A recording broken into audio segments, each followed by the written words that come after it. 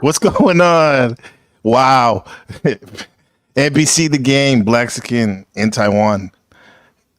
Gabriel Carbo, your host, and with the co-host with the most. He's back on code. The legend, 24/7. The real Morpheus. What's up, bro? How's What's it up, going? brother? How's it going, bro? All right, all right, all right. All right. You getting flashbacks from that intro? It's more haunting than anything. That's Yeah. Yeah. that was Yeah, somebody's man. mother. Them old VHS tapes. That was somebody's Mm-hmm. mother. That's your mother. Yeah. Yeah. That's a real what they call it, aha moment, I gotcha moment, existential moment. Like, wow, like you said, that was me. They say, yeah. But you notice though, like when I was showing the clips from the MTV True Doc Freaknik, like when they showed the girls in at least those clips, it's pretty tame to when I played the current Black Greek Week Miami beach footage. Right. See what I'm You saying? notice that? Yeah. Well, while those other girls were just standing on the side. Um, yeah, they're going wild on the street, huh? Yeah, but that was going on too back then, huh? The Yeah, Freaknik. yeah. And see, Yeah. this is a good opening point because this is really Carnival, and Carnival is Yes. really Yeah. Saturnalia. Right. Hmm. So the reason why they showing the flash and you don't care about getting groped up and you can Hmm. do inappropriate shit in the street because it's like the cremation of care, right? Farewell Mm. to the flesh, right?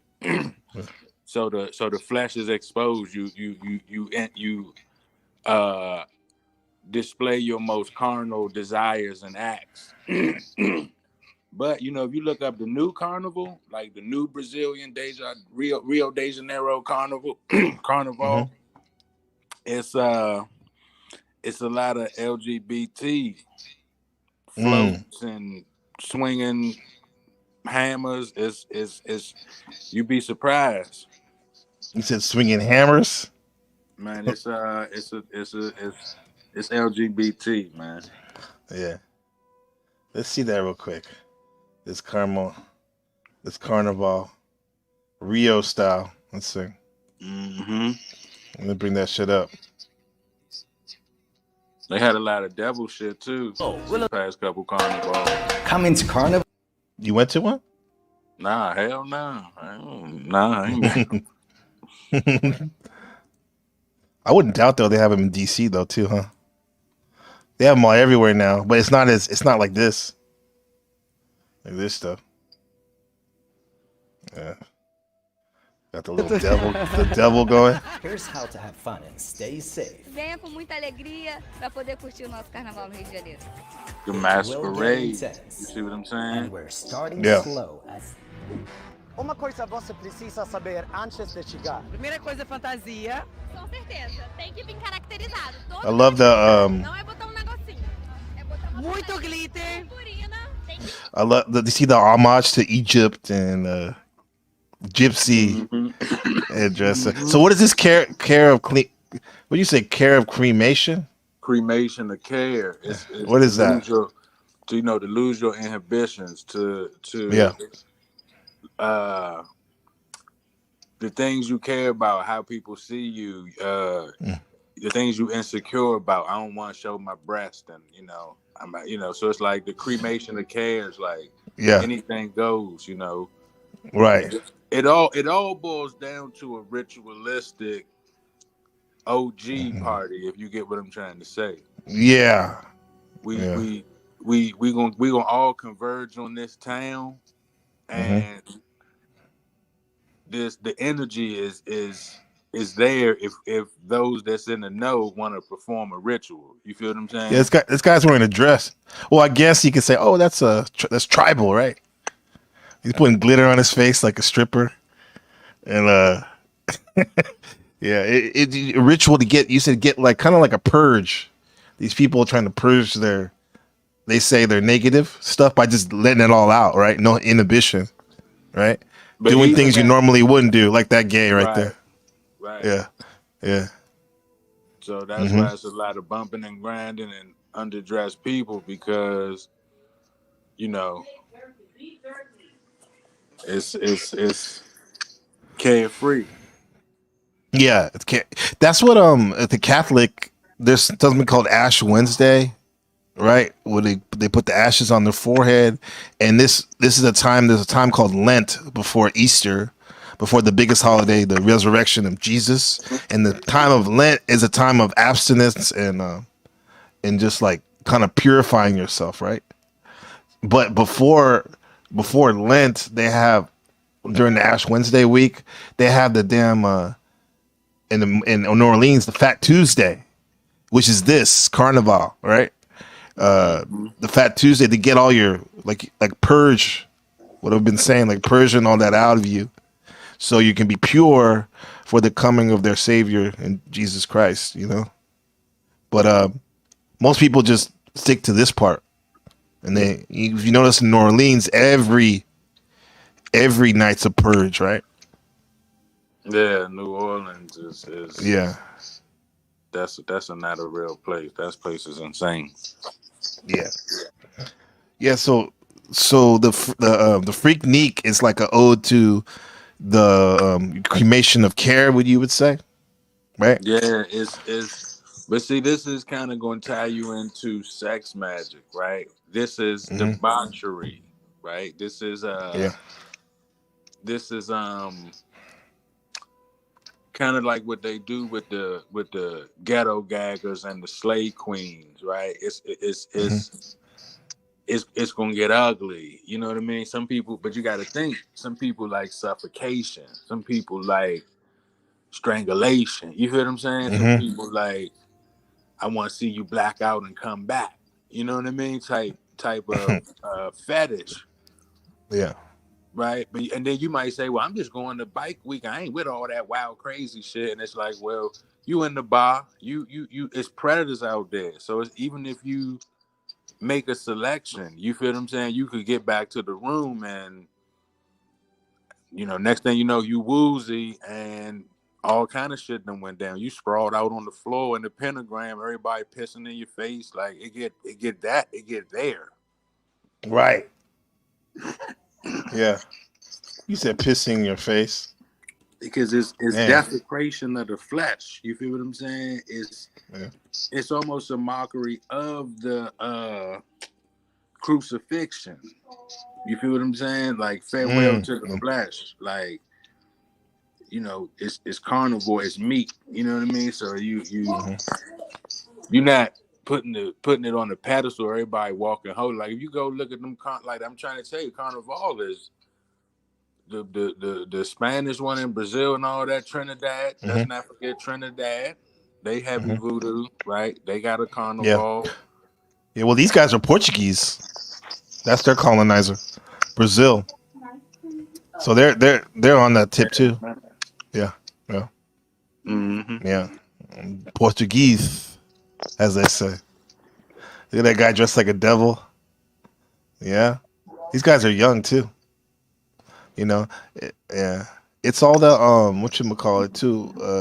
It became a weird thing in the Bay Area, and I'm sure other places too, where straight people started to go to that gay pride events, which is kind of like this, you know, and like the girls would go there, right?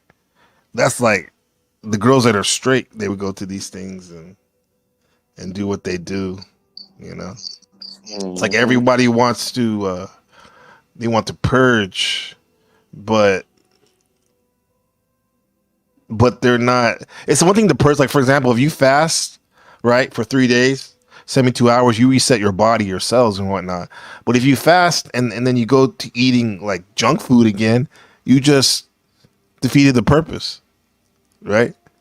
So these people are just like constantly eating junk food and stuff. And I don't mean to. Well, I don't say I don't mean to judge. We all judge, but I mean, let's talk about what it really is. Let's talk about how this is really no different than this right here, the bike week, right? Like this stuff right here. Let me see. Um, Same thing, right? Same thing, different location. This is Daytona Beach. Daytona Beach. And see, that's why it's It's funny they call it Bike Week, because a lot of the biker gangs, a lot of the white biker gangs, they got occult names, right? Hell's mhm. Angels, the Pagans, Satan's Lord Helpers, fucking you name it. They got all kind of fucked up names. Well, so do the black gangs too. Like in Oakland, we have the Dragons. Those are the most popular bike gang. Yeah, Oh, see, I didn't even know that. See, yeah. I mean, it's the same, man. Like just like how there's Prince Hall Masons and Black Masons and Scottish Rite White Masons in general. They're doing the same thing. It's just they're just doing it in their segregated way.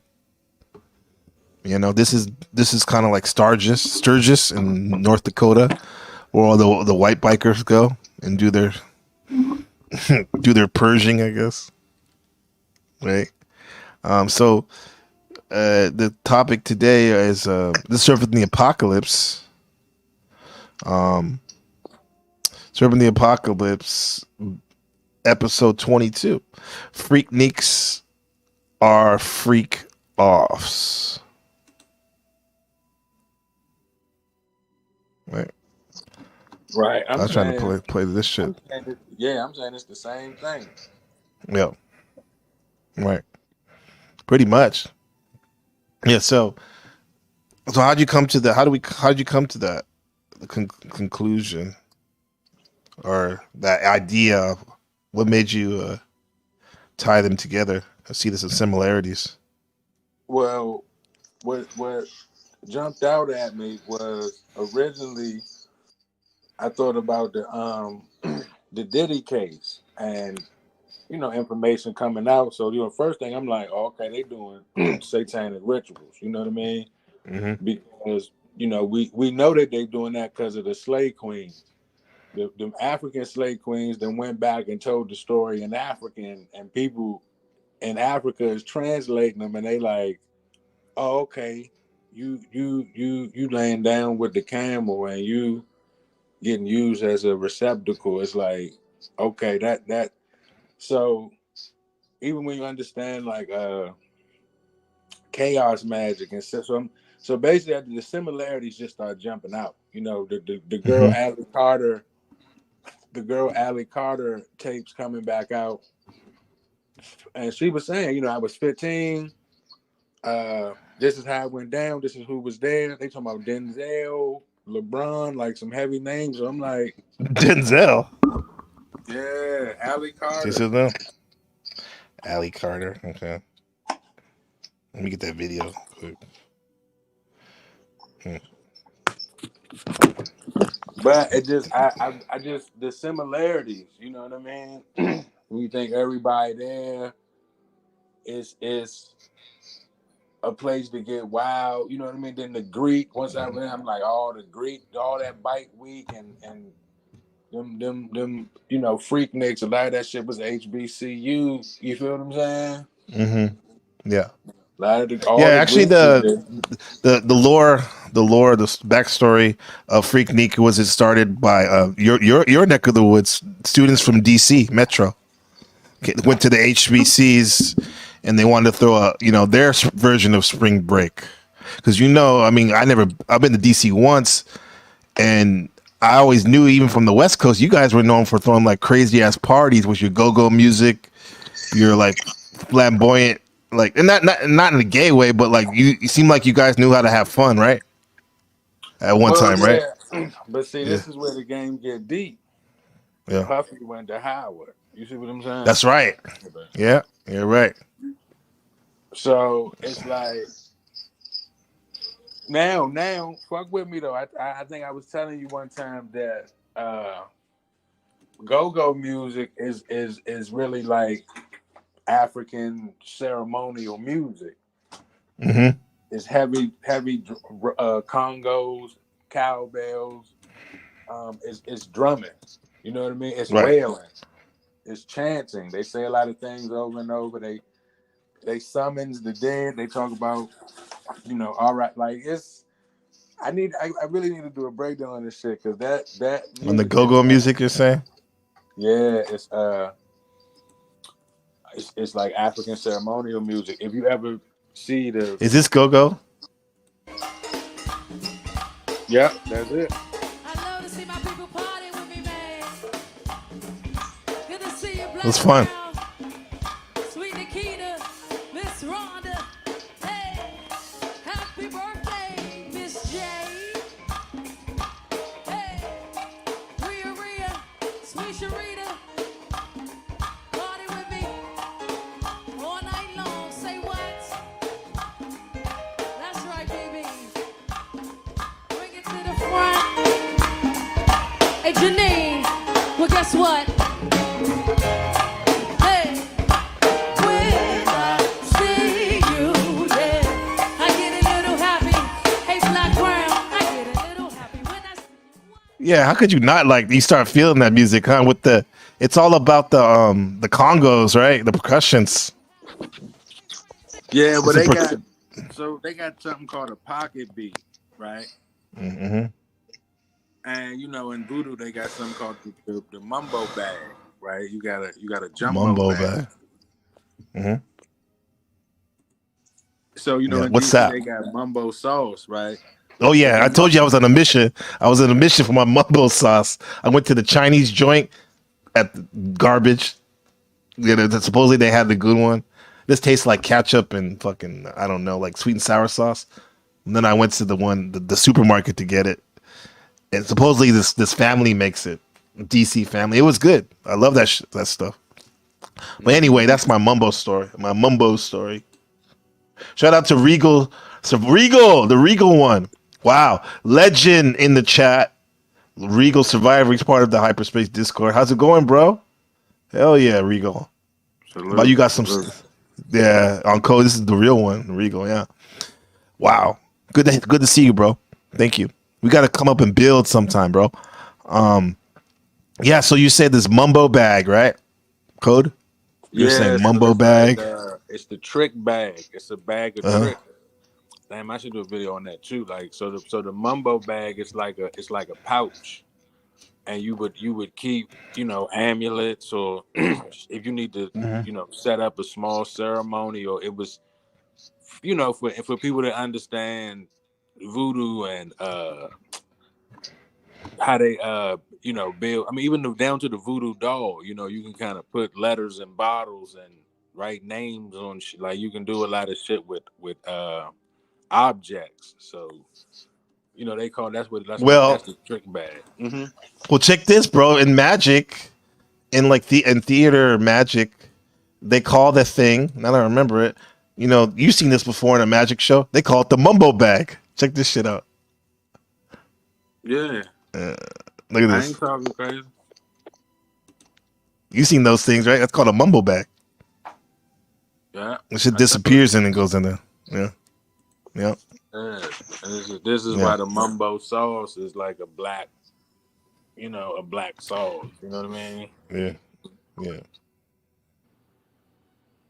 Cause let me tell you, like, you know how it gets so deep with especially DC because of the federal penitentiary, all the inmates end up becoming a lot of them end up becoming Moors. So they end up learning a lot of esoteric occult shit, and then when they get out of Mm-hmm. jail, they do like they all do this kind of Tookie Williams thing where you kind of like take that occult knowledge and apply it in a street way, Mm-hmm. and you don't know the origins behind it. Like the godfather of go-go is this guy called Chuck Brown, and he frequently wore a top hat.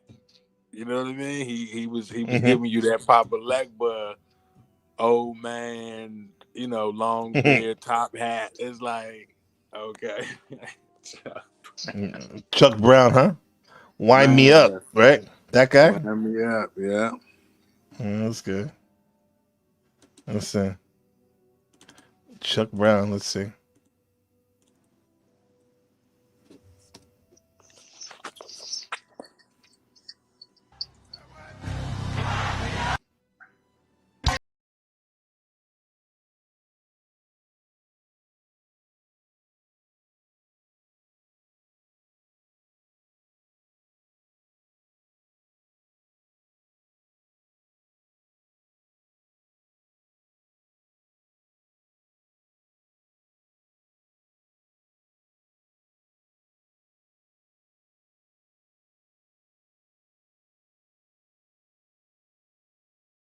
live music, right?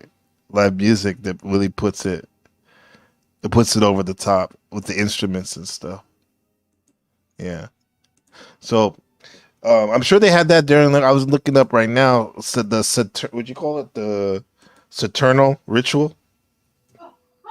What, the Yeah. Saturnalia, the Greek? Saturnalia. Yeah. Yeah. Yeah. What was that entailing? Well, I take it as the god Saturn, who was one of the chief gods, right?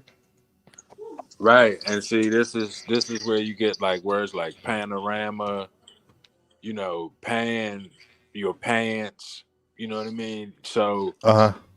they felt like Pan meant everything. Pan Hmm. going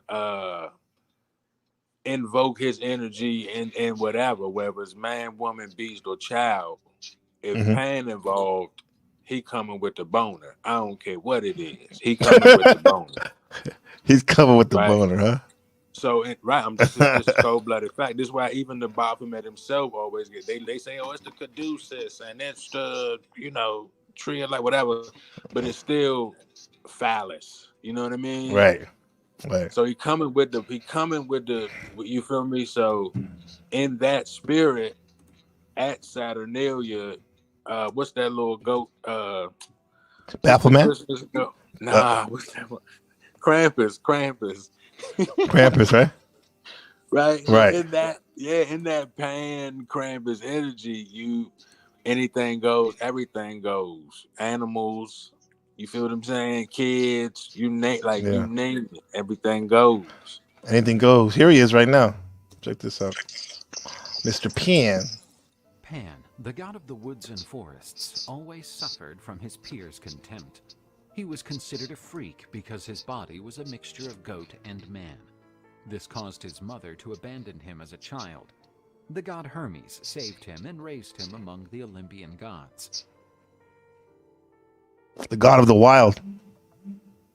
The gods Esau mocked and his the ugliness Edomites. and weirdness, and Pan always felt rejected. As an adult, he decided to abandon Olympus and live in the woods of Arcadia. During the battle between Zeus and Typhon, Pan helped Hermes recover Zeus's tendons, which had been torn out by the monster. As a form of gratitude, the supreme god consecrated Pan as a god of the woods and fields. He was worshipped especially by shepherds. Oh, he consecrated it, huh? that sounds like consummated. Yeah, you caught that, right? Yeah. And then he said he's the god of the shepherds, right? We always hear those stories about some of those shepherds getting lonely out there. And they're not doing it. Look at this shit. I think this went out. God of woods, herds, and forests, Pan, the creature that roamed freely through nature, always playing his flute and chasing the most beautiful young women who approached his territory. Let's get to know a little more about this mysterious creature. So join us on a journey of exploration of the mysteries of the past. Yeah, Regal's right about the music raising vibration, but also Peter Pan used magic. There you go. Peter Pan. Always a child, right? Adolescent. Right. The Pied Piper, yeah. Most men are in the Peter Pan syndrome nowadays. So think about, look how out in Irish they blow the bagpipe and they wear the skirt. You feel what I'm saying? You can use in English you can use words in place of other words. So I could say a kilt, I could say traditional Irish, dress. Like, so you could also say it's a skirt. So yeah, you could. Yeah, so that's why they play the flute. You know what I mean? But this is the music is kind of the same thing like the mermaid and the Mama Watcher thing of like they'll use the music to lure you in. That's a demonic trait. Like the sirens play the good music. Like, oh, you hear that? And then when you get up on them, it's like that ain't the case. You know what I mean? You don't know what you just walked up on. They literally make you get mesmerized and in a trance, and they make you crash your ship on the rocks. Normally, you wouldn't go that far deep into the bay, but you're so mesmerized by the siren song. This is like those 808 beats and stuff too, and the auto tune. It's mesmerizing, huh? To a certain extent, type of shit. Yeah. Puffy was one of the first ones to wear the dress and the hip hop with the leather kilt. They called it a kilt. Him and Kanye. Right. Mm-hmm. The god of Mm-hmm. fields and all wild nature. He had a human head and torso, goat feet, horns, and pointed ears. Born in the mountains of Arcadia, in some versions, Pan would have been one of Zeus's sons with his nursemaid, the goat Amalthea. In other versions, he would have been the offspring of the relationship between Hermes and a beautiful nymph. When his mother gave birth to a creature resembling a goat, with hooves, a tail, a body full of coarse hair, a pointed chin, ears, and horns. Frightened by his appearance, she abandoned him. Hermes immediately took his son in his arms and brought him to Olympus, where the god... Wait, look at that. That's like a penis or something. You see that statue? Yeah, Right there. man. They have that shit. Greeks, the Greeks was wild. The black Greek fraternities and the actual ancient Greeks. Yeah. Greek freak. Yeah. That's all. Whatever Greek is freak, go with it. Mhm. Greek freak, go with it. Yeah, hand in hand. Regal Survivor with the comment. These days, men are under arrested development by design of gray magicians that work for the bankers. Yes, I agree. Arrested development. That's a higher level word for Peter Pan, like I was saying, Peter Pan syndrome. Your development stunted, so all you're into, like, we like to play video games, but we don't do that 24/7. We try not to. Some of us try not to gossip at, like a high schooler or something, right? That's arrested development, right? Instead of thinking about ways to solve problems, right? Because these gray magicians, all they are the social engineers, Masonic sorcerers, as we say. And they work for the bankers who try to just keep their foot on your neck and make you a wage slave so you cannot really figure out what's going on in your life. You know, because you're always on the hamster wheel.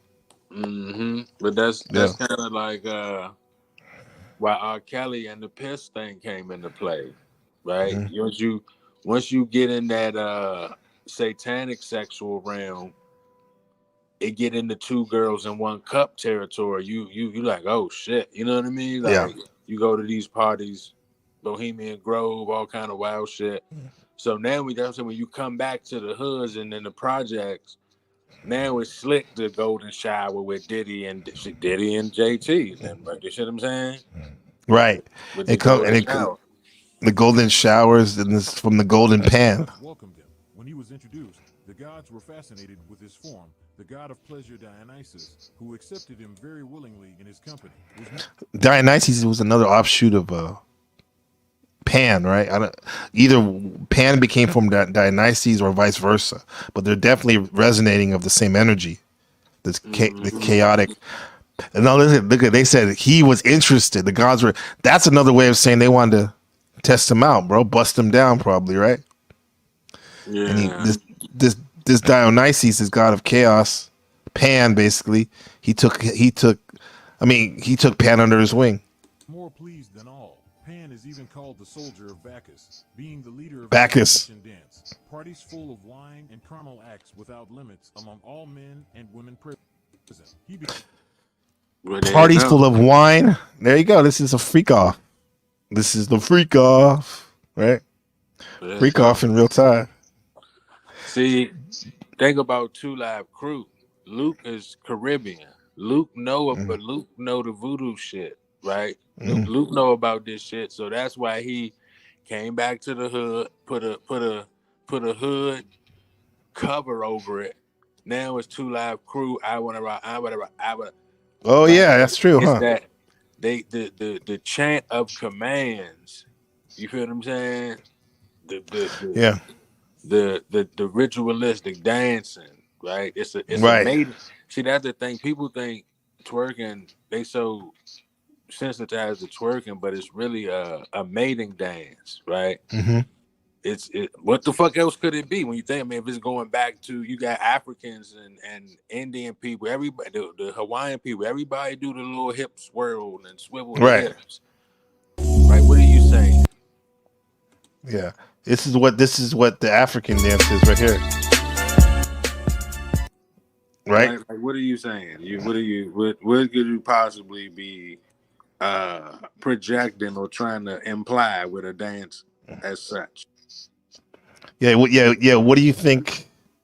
What do you think? What do you think they're doing right here? They're like, what is Well, it? see, It's obvious, right?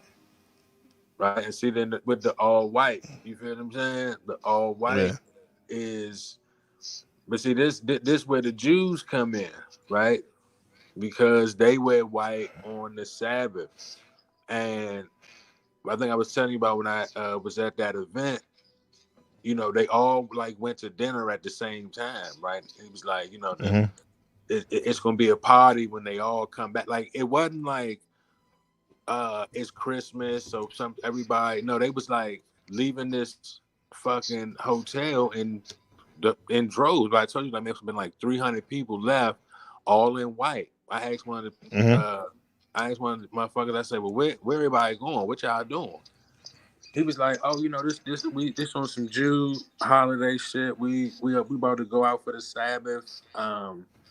It's Friday night or Saturday night. I think it was Friday or Saturday night. He was like, you know, we go by the moon, and instead of going to church on Sunday like the Christian, we go to church on Saturday night under the moon." I'm like, "Oh shit!" But he was Hmm. like, "Not everybody going to go eat, you know." So I'm like, oh, okay. It's the feast before the fest. You know what I mean? Right. Right. It's this Michael Rubin party right here. I got the wrong one up. Let me see. I got it. Take that down. You see enough of that. This Michael Rubin party, who's I think he's a Jewish. Is he a music producer? Not producer. He's like owner. He owns some of these record companies, right? Who's this Mm-hmm. Michael? He took over when Puffy laid low this year, and he threw his white party. Well, last year, right? This is his white party that we're looking at right now. You know, everyone's there. You know, Kim, Jay-Z, Meek Mills, all the Kardashians, Kevin Hart, See, this is what I'm saying. Durant. Like, Yeah, this is all freak off. ceremonial dress, right? This is voodoo All white. ceremonial dress because Leonardo, right, Ben Affleck. right. Yeah, Everybody's there. yeah, everybody's there. We can. Yeah, The list is just the industry at this point. It's not even like yeah, but who. yeah, you're right. That's why I wanted to show this. Like this, someone don't look right. Remember that Sesame Street? One of these kids belongs together. See, now these guys are all together. It's his party in the middle. That's Ruben, right? It's probably like his family or some shit, right? But then he's the overseer of these people right here. You know? Yeah. Go ahead, bro. Yeah, I mean, this is voodoo, right? For people that know the practice, you wear white at the ceremonies, or Right. you wear white at the rituals. You know what I Mm-hmm. mean? So, but see, people don't really associate voodoo with sex, right? You can't think of a sexual voodoo situation, but Yeah. is there. You know what I mean? You might have to do a drop on that. You know what I mean? It's voodoo sex. People don't know about voodoo. Right. It's basically where so people get it when it's like you pussy whipped or you dickmatized or you snatching somebody's soul, right? This is Mm-hmm. more so along the lines of voodoo sex magic, where like you doing a love spell or you doing a ritual to one of the Orishas. You know, they might want desecration, they might want love bombing, they might want blood, right? You might have to, Mm-hmm. pull some hair and prick some fingers. So hey, it get like that, man. So them all white Yeah. parties, clear ritual party. It's a ritual party. And then, but I found something online, deep dig on, well, kind of semi deep dig on Reddit about the origin of white parties. And something came up. Puff Daddy's name came up, and this shit. It was. It's funny. It's in the gay bros subreddit. That's what I've never been there before until right now, and it's talking about the origin of the white parties. And where do you think the origin of these white parties are? I mean, I'm putting my vote on with the voodoo shit, but I would love to hear what they say. Well, it says someone said. I mean, I don't need to talk about their grinder shit they're talking about, but they were saying that these white parties are started off in the gay community because the dude was saying that he was going on Grinder, which is like I guess the gay Twitter, right? And he was saying that he noticed that quite a few guys put in WP after their name on their description. And so he said he didn't know. I guess he's a noob to that shit. So he Googled WP, what it stand for, and he couldn't find anything about it. And then he browsed some more, and he said he came across white party. That's what it means. And he's like, what does that mean? Never heard of it before. And then he Googled it again, and he said all these parties. He put gay, white party, and all these parties started popping up on Google in his area where he lives.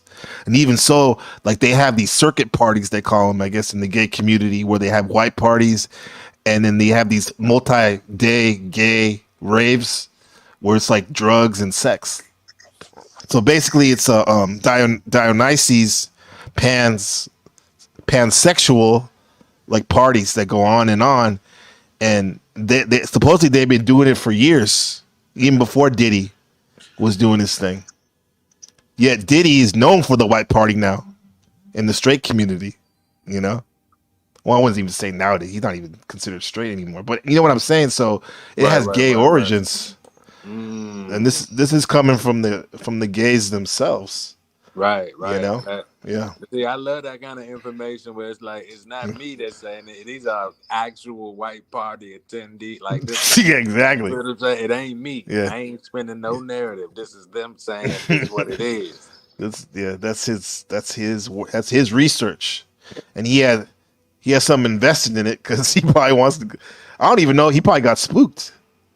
Yeah, he may be gay, but he probably don't want to get involved in that crazy shit like that. That's dangerous. Fuck around and get AIDS and shit.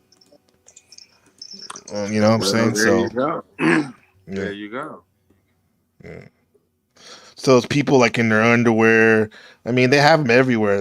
Like it says, circuit parties are basically parties for gay men where typically a lot of dancing, fucking, and drugs. And almost every major city in the U.S. has one. New York has the black party. Miami has the white party. Montreal has the black and blue party. New Orleans has a southern decadence party. Damn. Shout out to Shadowback in the Shadow Buddha in the chat. Shout out to the loved ones. Shout out to Special K in the building. She said on code at NPC. Finally got to catch y'all live. You got fans, got supporters. Back at you. Everybody, yeah. I appreciate everybody. Yeah. There's a Regal Survivor with the quote. He said, Regal Survivor defined the miracle system, human form is a way to enslave oneself. Yeah, defying it. That's what, like, when I read about Satanism and hear them speak their own words, they're just about defying what is beautifully created by God, the Most High.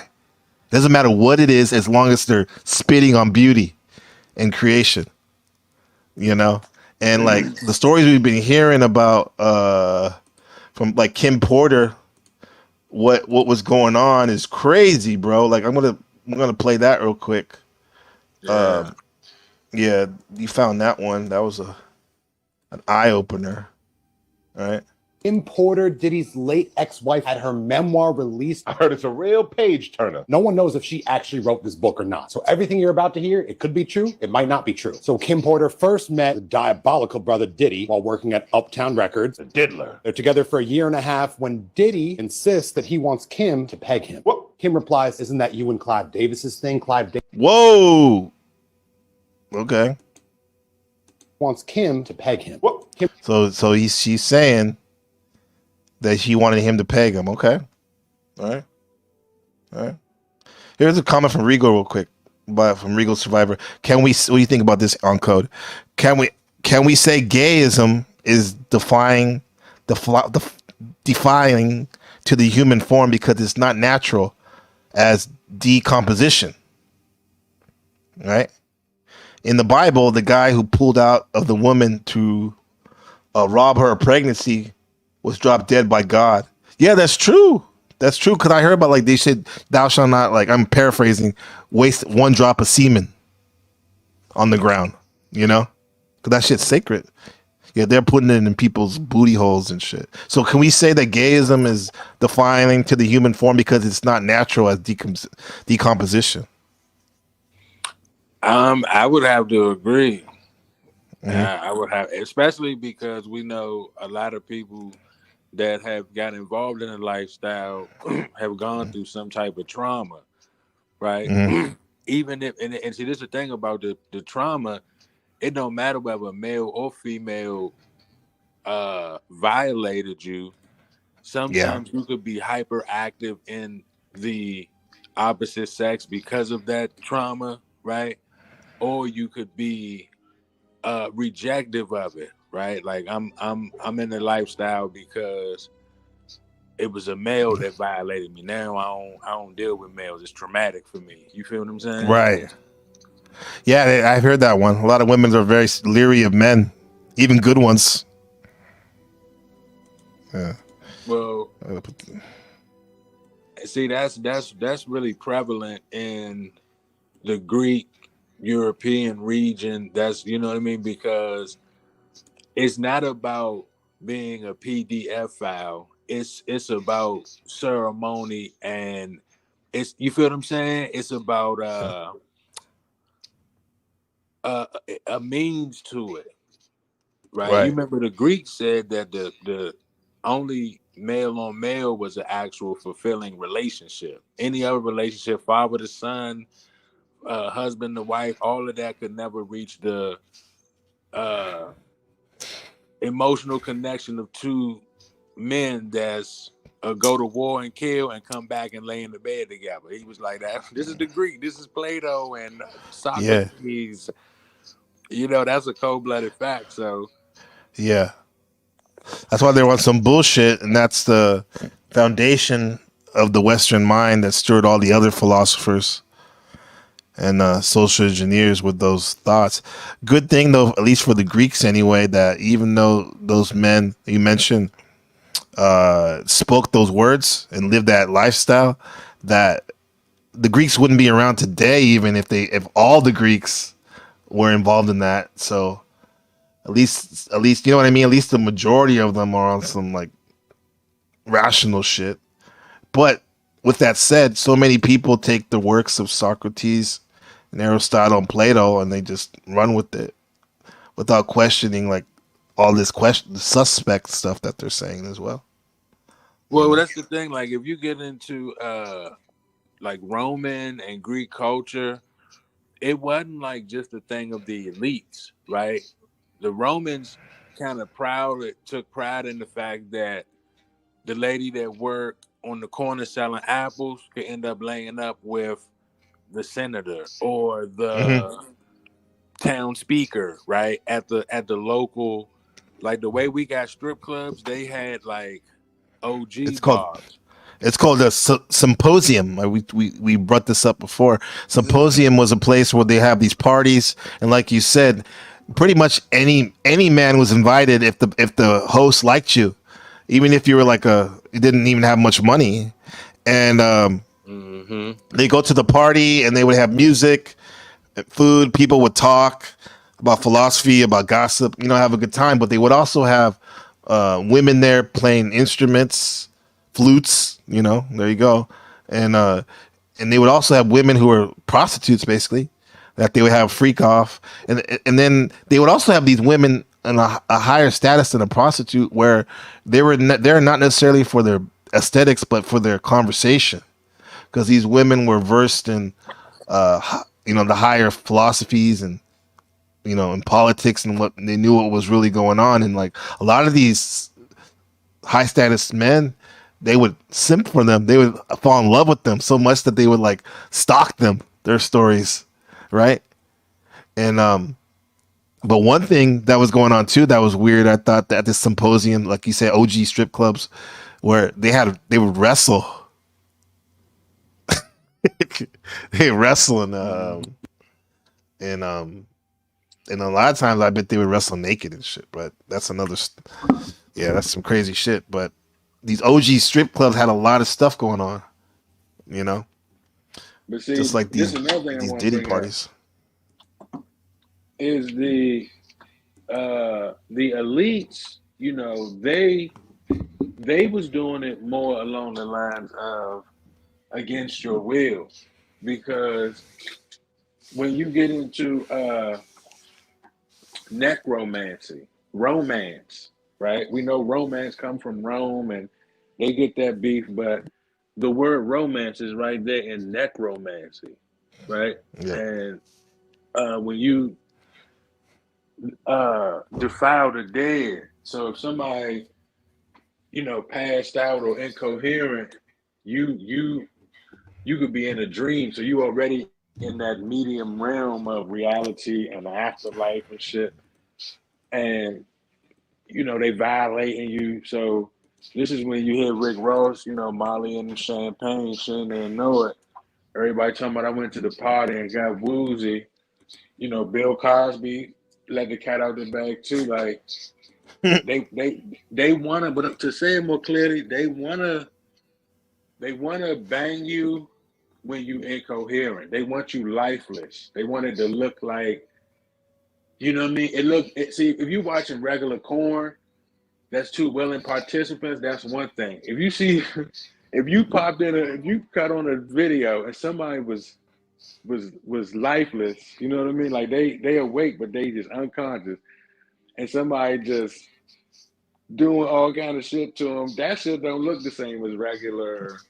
No, I don't. That's bang bros. Yeah, it's a Special K with comments. She said, "Yeah, on code, these people were groomed." In her opinion, she said some other cool stuff too up here. She said, "On code, I can't agree with you more about the trauma.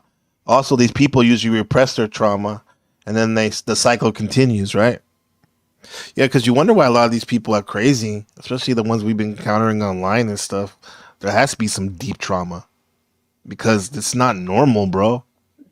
Yeah, people have their little quirks and stuff, right? And annoying things, but the way some of these people be flipping out, it's like, yeah, the trauma is just a demon on them. Well, I mean, they can become a demon. I don't want to let the spring breakers off in Cancun and all the, you know, Fort Lauderdale, when them white kids from college go on spring break. That's why they shit was what was the shit where the dude used to have the girls pull their top up? What was that? Girls Gone Wild. Girls Gone Wild, yeah.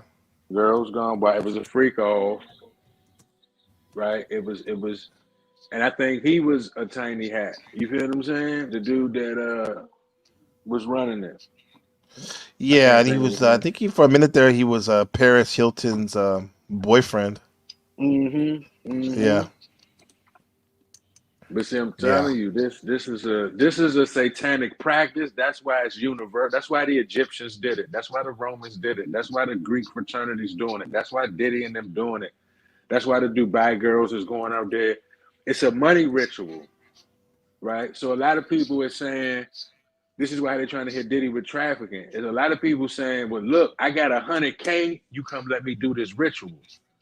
And to make it even sweeter, it's like how you give somebody anesthetic during surgery. I'll knock you out so you don't really, you won't remember the dog all in your face and the camel pissing on. Like, we gonna really do some wild shit. You not even gonna remember, bro. But I got 100,000 for you. You down? Yep. Yeah, just like, I mean, that's 100,000. But back then they were barely paying these girls.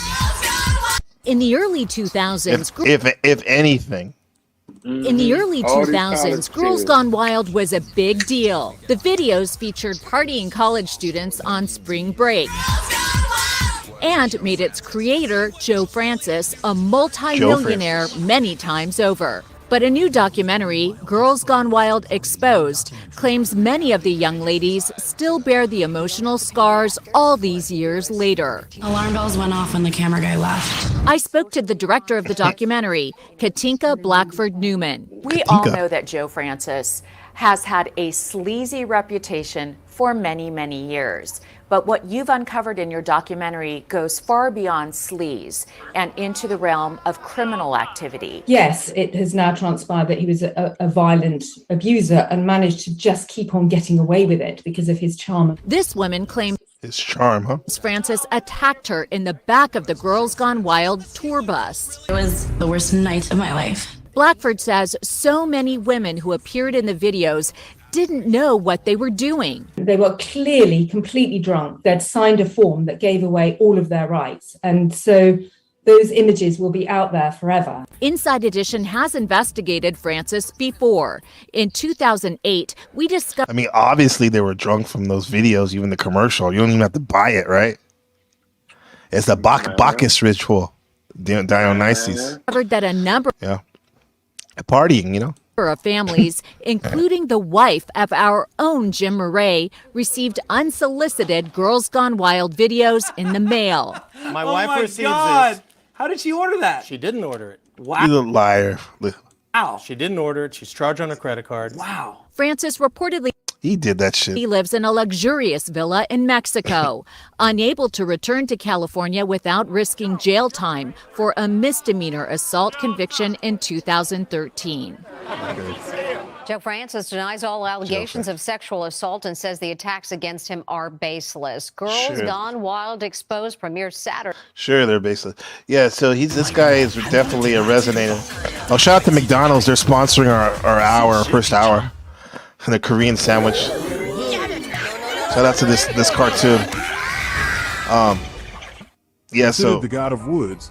Back to this real quick. He would have quick. been the offspring of the relationship between Hermes and a beautiful Hermes' immediate Dionysus, who accepted him very willingly in his company, was more pleased than all. Pan is even called the soldier of Bacchus, being the leader of the Dionysian dance, parties full of wine and carnal acts without limits among all men and women present. He became well known for his lascivious nature and often pursued the most beautiful young women who approached his territory. That's Joe Francis. Did you hear that, Code? Are you there? Or are you doing something right now? No,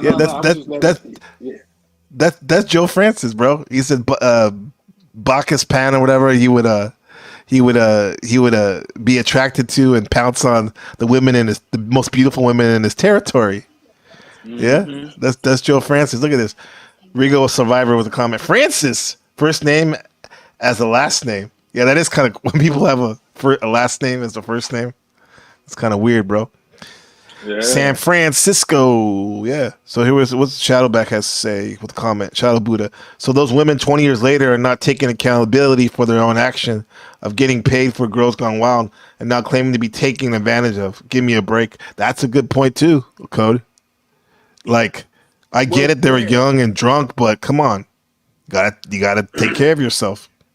Well, I mean, yeah, and the thing is, it's like even amongst American culture, spring break already got that undertone of I'm gonna go wild the fuck out. I don't know what the girls is talking about, but I'm pretty sure they are saying that too. Like, I'm rejecting dudes all year, I'm curving dudes all year, but on spring break, I bang like 5 dudes. I didn't know who the fuck they was. You know what I mean? Shit got dark. So it's then on top of that, somebody like a famous person, like a streamer or something, like come back to the hotel. I got $10,000. You just man rock out, like just have a good time. They're like, damn man, we could get a check. I was already gonna come down here and wild out. So I'm not like absolving the participants. I'm sure people that did spring break, especially on this side of the line, you know what I mean?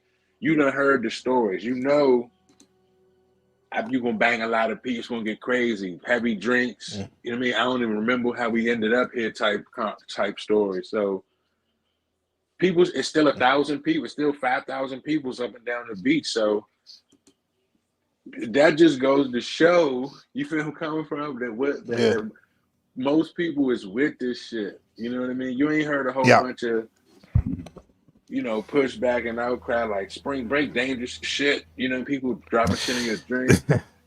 The only pushback they're doing is when they're freaking each other on the dance floor, and the girls push back on the dude, throwing it back. Right? That's about the only pushback they're doing. Yeah. Comment from Shadow Buddha. Here's a prediction: 20 years from now, OnlyFans girls are going to claim that they couldn't get a job after doing those acts because they were taking advantage of. What a joke! Yeah.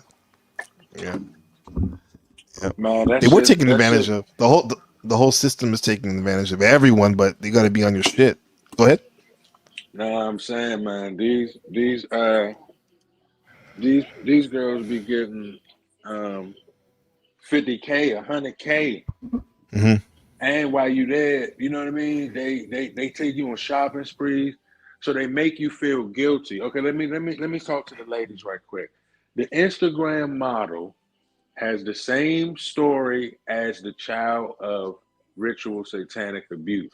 If you sit both of them, the only thing is, see, the child is on a missing poster, so they can dump the child, right? I can, you know what Biggie say, pump them in the and toss them over the right? That's how they getting down in the satanic realm. As far as the Right. Instagram models, I you know, they going to puppeteer you, right?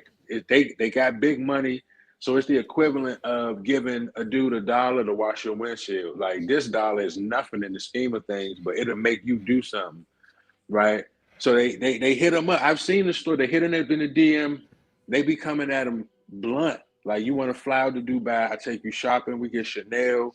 We get you icy. I got 50K when you land, but when you get here, this what we gonna do to you. And they don't be holding back. They be talking about the dog, the poop. And when they be like, nah, I ain't with no goddamn wild shit, they be like, man, I got another 30K. You trying to get this money or not? Be like, damn. Yeah. Drink the piss for another 20K? Shit. Yeah. That's wild. That's super wild. Next level. But I even heard some of these Instagram models, they talk about they show the DM from these chicks and high rollers in Dubai, and they're literally saying like, I want you to take my son's virginity, and then all three of us are gonna have like an orgy or shit. Yeah, type of shit. Yeah. She had a good night. That was a good night. If that's all she had to do, That's tame, right? That's tame. You came on. Yeah. Rigo says it's real and sad. Special K has this crazy story. She says, I'll never forget my dad being in a trial. I'm part of the jury. This girl literally was framing the guy to be the grapeviner. I mean, you know, the R word. When they deliberated, there was 3 white people and the rest black, and the 2 on trial were black, and everyone in the deliberation were saying she wanted that dick. My dad absolutely agreed. 30 minutes later, they went out and he was not guilty. Okay. Yeah, there's a lot of, bro, the court, that's real, like, when you really see the racism that is in the court system, you know, as we know, this unfair shit usually, but that's wild. Anyway, not anyway. Let me show you this. I really want to get to this, finish this up real quick, just to get a foundation for that Bacchus. That's why Diddy got a liquor brand. You feel what I'm saying? Ciroc. Oh, Ciroc, yeah, right. He's trying to get him drugged up. One day he fell deeply in love with Syrinx, completely. Damn, and she's hella thick. You see how they used to draw him back then? You see that? This picture?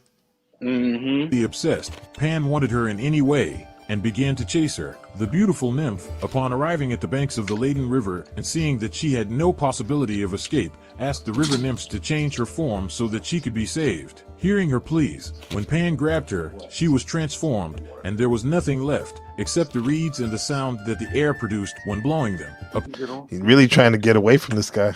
It's Predator. Upon hearing that sound, he was enchanted and decided to gather reeds of different sizes, inventing a musical instrument which he called Syrinx, in memory of his lost love. This musical instrument is better known by the name of Pan Flute, in honor of the god himself. Pan spent his time roaming through nature, adventuring and observing the nymphs. It didn't take long for him to The pervert, huh? become the patron Peeping Pan.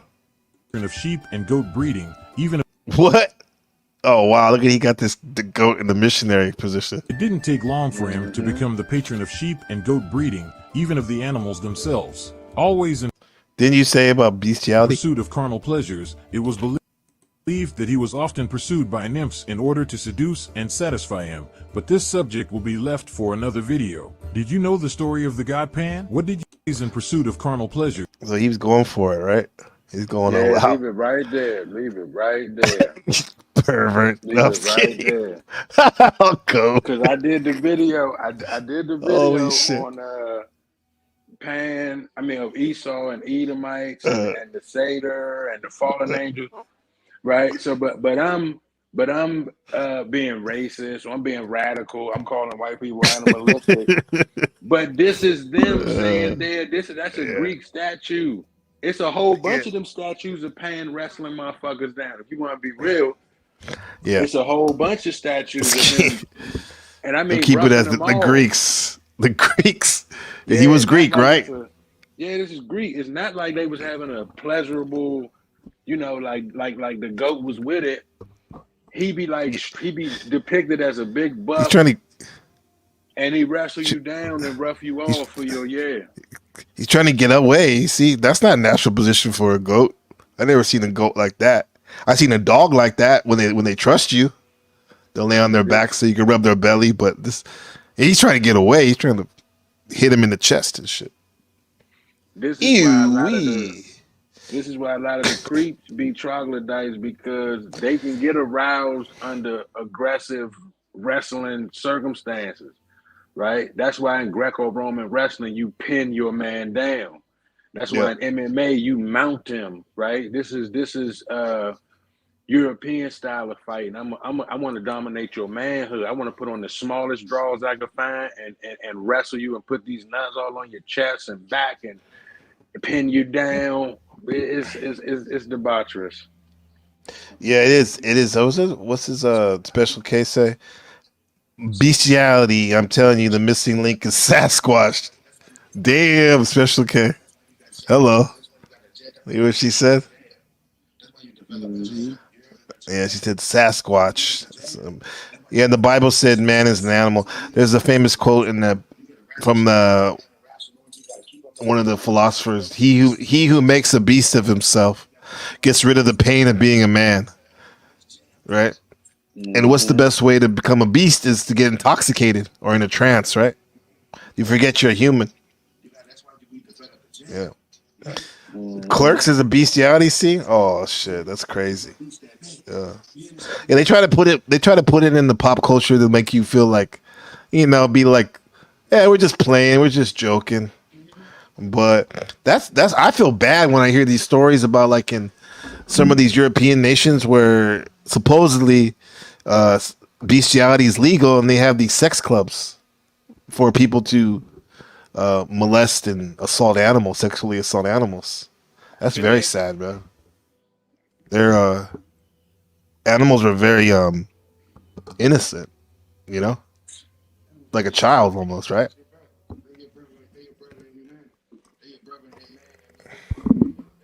Well, in these ceremonies that these people that do these practices, you got to sacrifice the animal. You feel what I'm saying? Yeah. And you have to put the.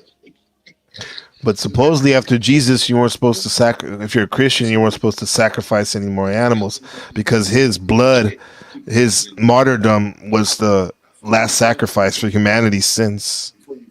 Yet they still have these things and people still get praise and glory to God when they win an award, but they're probably doing this stuff. Bye. Yeah. Mm-hmm. Yeah. So let me see. Let's bring it back to nowadays with the where did he go? Yeah, what you got? Puffy, the Puffy thing. We just started that one.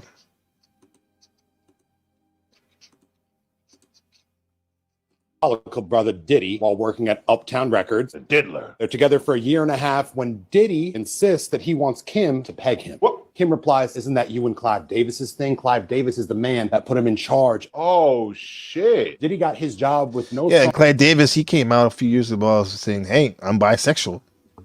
How about that? The mentor of Whitney Houston, who turned her out, Dionne Warwick, he was her godmother, who Clive Davis found, Usher, all these people, right? Diddy, Clive Davis. So he can't play an instrument, barely can rap. So how did he get his job? Because he could throw that ass. Diddy already had a boy toy that was doing that for him. She didn't want to have to do it too. I respect that, Kim. And shout out to the good sister Amanda Rollins. I'm recapping her recap. Thank you, Mandy. Mary J. Blige comes into the picture. Oh no. Right. Diddy admits that he hooked up with Mary J. Blige. All three of them eventually entangle as well. Oh, Diddy had... Wow. Diddy's all over the place. Marvin J. Blige, we used to call her that. A threesome with Mary J. and Kim Porter. For this, she was married to a big shot, Al Shore. I'll be sure. One day, Kim Porter came home. Diddy is at the table with Al B. Shore. Al suggests that they all have a threesome. That goes down. Bro, Al B. Shore? You kidding me? Oh, yeah. Damn. So that's male MF. I think that's what they would put on like online for like seeking like intimate encounters. Male, female threesome? Hell no, on code. Yeah, they said Nipsey Hussle was involved in one of those. Shit. Yeah, but is it like a mini freak off? The threesome dwindles down to just a twosome between the fellas. What? Oh, Cole, you did this video is crazy, bro. You said so. Diddy and Al B. Shore. That's what he said, right? Yeah, pretty much. I mean, it's what I'm saying. It's ceremonial. You know, Diddy a billionaire. You feel what I'm saying? It's not like it's a pleasure thing. So people, you know, you think about the. You think they'll mix it? Little pleasure for him. Either way, it's gay as hell and violent if they're hurting, assaulting people against their will. Yeah. And Kim Porter fell off the bed and Diddy and Al just kept going. King freak off, man. So shortly after that, Kim is perusing around the house. She finds a secret vault with all the tapes of the alleged freak offs. Oh, so she found the mother lode. Kim was with Diddy, but they were more or less in an open relationship since he likes to fuck dudes. She started seeing Tupac. Okay. Don't bring Tupac into this, please. Please don't bring Tupac. Please don't do it. No, Tupac was involved with Quincy Jones. Right. And that's how he found out Dre and them was doing the shit. You Kim? They're all together, and Diddy asked Tupac, who do you think can slang it better? Between them two? Gotta be like, yo, my dick game's better, yo. You gotta prove it to me if you think yours is better. And then one day, Kim Porter walks into the studio and alleges that she hears Diddy arranging the hit on Tupac. He said, no one's leaving that studio alive. Oh, wow. Okay. Oh, yeah, by the way, rest in peace, like a special case of the Kim Porter. I wonder why. That sounds very convenient, right, for Diddy? For her not to be. I just look my roommate. Fantastical shit, man. I'm talking to you, man. Yeah, my roommate just said. Oh, but like I say, I don't know. It's a rumor. It's a rumor. Okay, like it's not a rumor, but about what? Tupac and Puffy being lovers. Damn.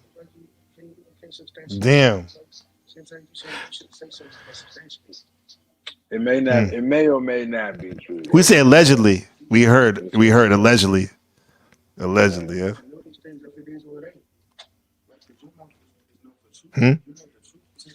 I mean.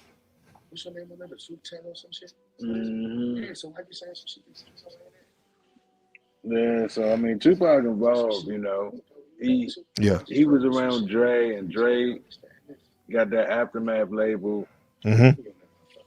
Through was it Jimmy? Nah, what's the dude that put Aftermath on? Not Jimmy Iovine. I think it was. That's him. Yeah, yeah, because he talks about him in Bomb First or Well, you got Jerry Heller too. Against all odds, Jimmy RV. Yeah. Mm-hmm. Yeah. I mean, like, yeah, we don't know any of this, what really happened, because we weren't there, right?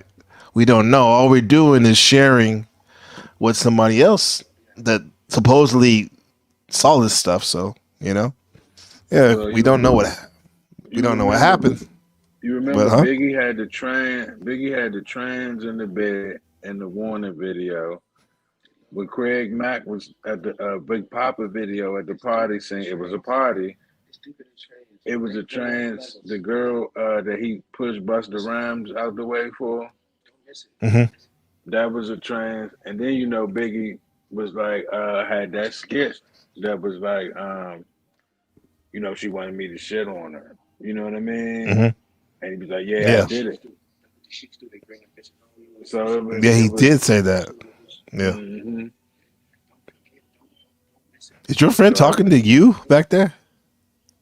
I mean, he talking. He want to get on. I told him just get on, hit the link. And You hit the link and get on. Hit the That's link. what you have to Man, say. hit the link. If you're going to talk in the background, hit the link. It sounds like the TV's on. Nah, or something. hit the link, man. Yeah. Here, let me give you the link. Right, well, Hold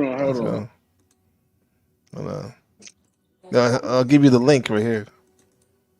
Yeah, we need on code though. Code, this is your show. What's up, man? There it is on code. What's going on, brother? Of course, this on code show. On code is the motherfucking light. He's the light bearer. He's a bearer of a certain type of light that y'all, you know what I'm saying? Mm-hmm. That y'all, you know what I'm saying? Of course, Yeah. motherfucking gnats and shit going for gather around the light. You see what I'm saying? They're supposed to do that. You understand what I'm talking about? Well, what y'all talking about today, though? What y'all want to know? Or y'all, you know what I'm saying? I'm not a fantastical type of nigga that talk about, you know what I'm saying, be fantastical with shit. We're talking about the freak offs. And hold on, bro. Respectfully, hold on, bro. Hold on. We're telling you what the show is. What the subject of the show is: freak offs are freakniks are freak offs. We're seeing the relations from the '90s freakniks to these freak off stories we're hearing about Puffy and them, and also we're relating it to this old Greek freak shit, Roman orgy, weird sex cult shit. It seems like it's all kind of related, you know. So this is what we're rotating on right now. What if it wasn't weird? What do you mean? What if it wasn't weird? What if it wasn't weird? Then it wasn't weird. Yeah. But talk to me about it. Expound. I thought you. That's not what's considered normal in society. Is society having orgies. Normal? It's just what society is normal? Is this society we live in? Would this be a normal one? Would you call it? Would you call this society the one that's judging whatever other society? Would you call this one normal?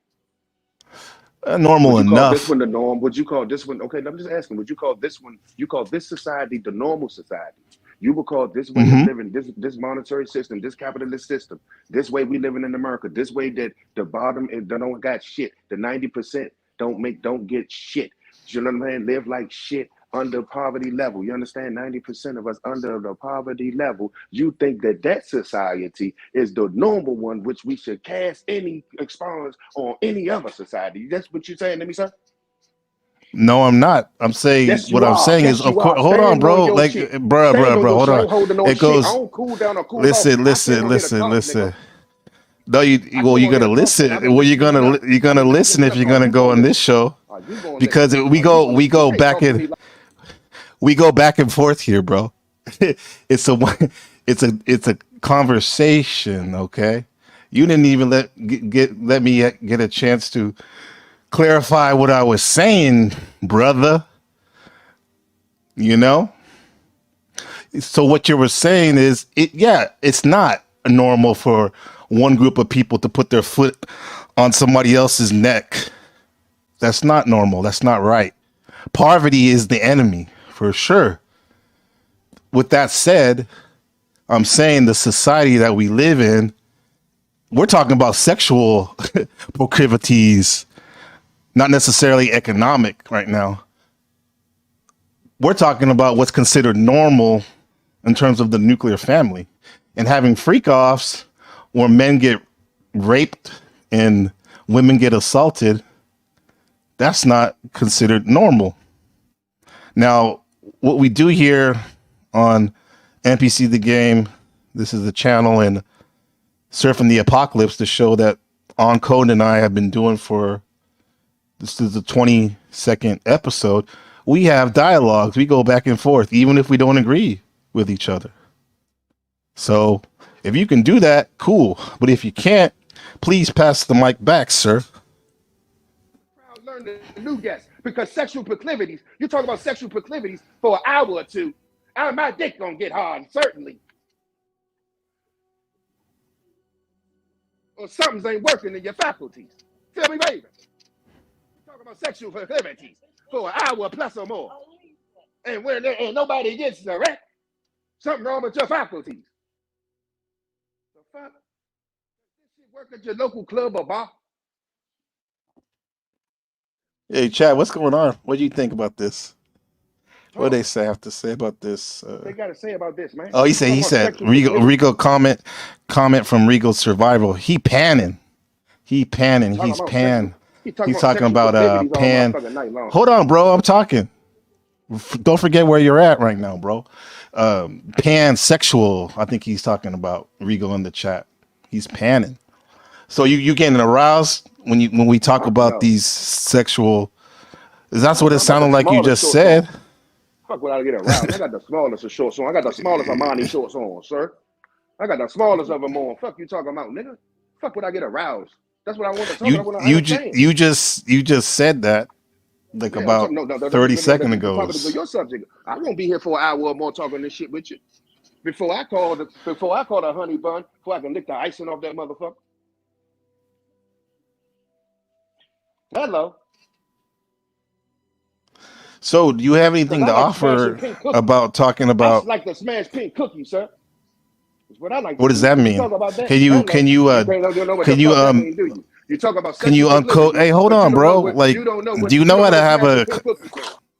Do you know how to have a conversation where you have a back and forth where you say something, and I listen, then I say something, then you say something, and then sometimes, like, if you feel like you have to go on a little longer with your monologue, we'll let you, do that, and we'll respect that. But when you ask somebody a question like, do you know what I'm talking about? Let the person answer. Because when you don't, you seem sort of like what we've been talking about the last hour, this chaotic pan energy that seems to be impermeating everywhere, even in the digital space. So I'm going to ask you, can you please unpack what that meant, what you just said about pink something or whatever? Let me unpack it. Yeah, let me unpack it. Which part? Which part? Go ahead, tell me which part you want me to unpack. That word, that term you just said, sir. What one? You said crushing pink something? Oh yeah, I like crushing pink cookies. I remember LL Cool J had a song that mentioned something like that. I don't know about LL Cool J. I don't know about that. I'm talking about what I said. Why would you bring up somebody else when you ask me what I said? Because it's called relating things. Why would you try to relate me to something weird? You want to relate me to something weird. You want to relate me to now you're doing something that we don't do here. We don't talk for other people when the person's right here. You don't know what I was trying to insinuate or say. Why don't you just ask me instead of like saying I said this and that? Now we're gonna do this for probably another. What time is it? It's almost 9:00 a.m. here in District 13. So we can entertain this interesting new character to the Panelverse that we unlocked. Wait. Black Law's Dictionary. What's up, man? Sir. Black Law's Dictionary. We ain't a friend yet.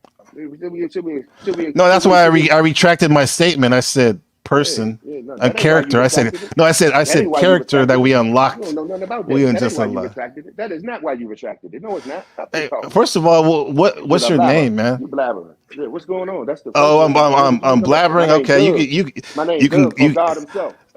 Okay, Doug from what's it called? Better known as the Christ of her. All right, cool, man. Hey, on code, are you there, bro? Yeah, on code right here with me. He right here. Let's chilling, go. man. Give him He right here chilling, man. give him the What's going phone on? What's back, going bro. on? What's going on? It's too spicy. I ain't even get to even talk to No, him. Ask me to respond. I'm getting bored with this. It's becoming a loop and redundancy of incoherent ridiculousness. That's kind of funny though. But we got things to do, bro. Some of us have a life. And yeah, so please put on code 24/7 and mute yourself in the background because you're yapping too much, bro. And people, we don't want to hear that. Listen. All right. So you asked me to expound on what is crushing pink cookies. No, you had your That means- you had your term. Look, You had your look, give the phone He's a back nerd. to on He's a code. nerd. He must be in Des Moines, Iowa, talking to him. So what's up on code? Are you gonna co-host? What's going on, man? Yeah, man. What does it cost? Like $44 a month. If this dude, I don't know his name, he can have his own show, get the StreamYard and do all that fun stuff. But are you there on code? Give me a sign in the back chat. Because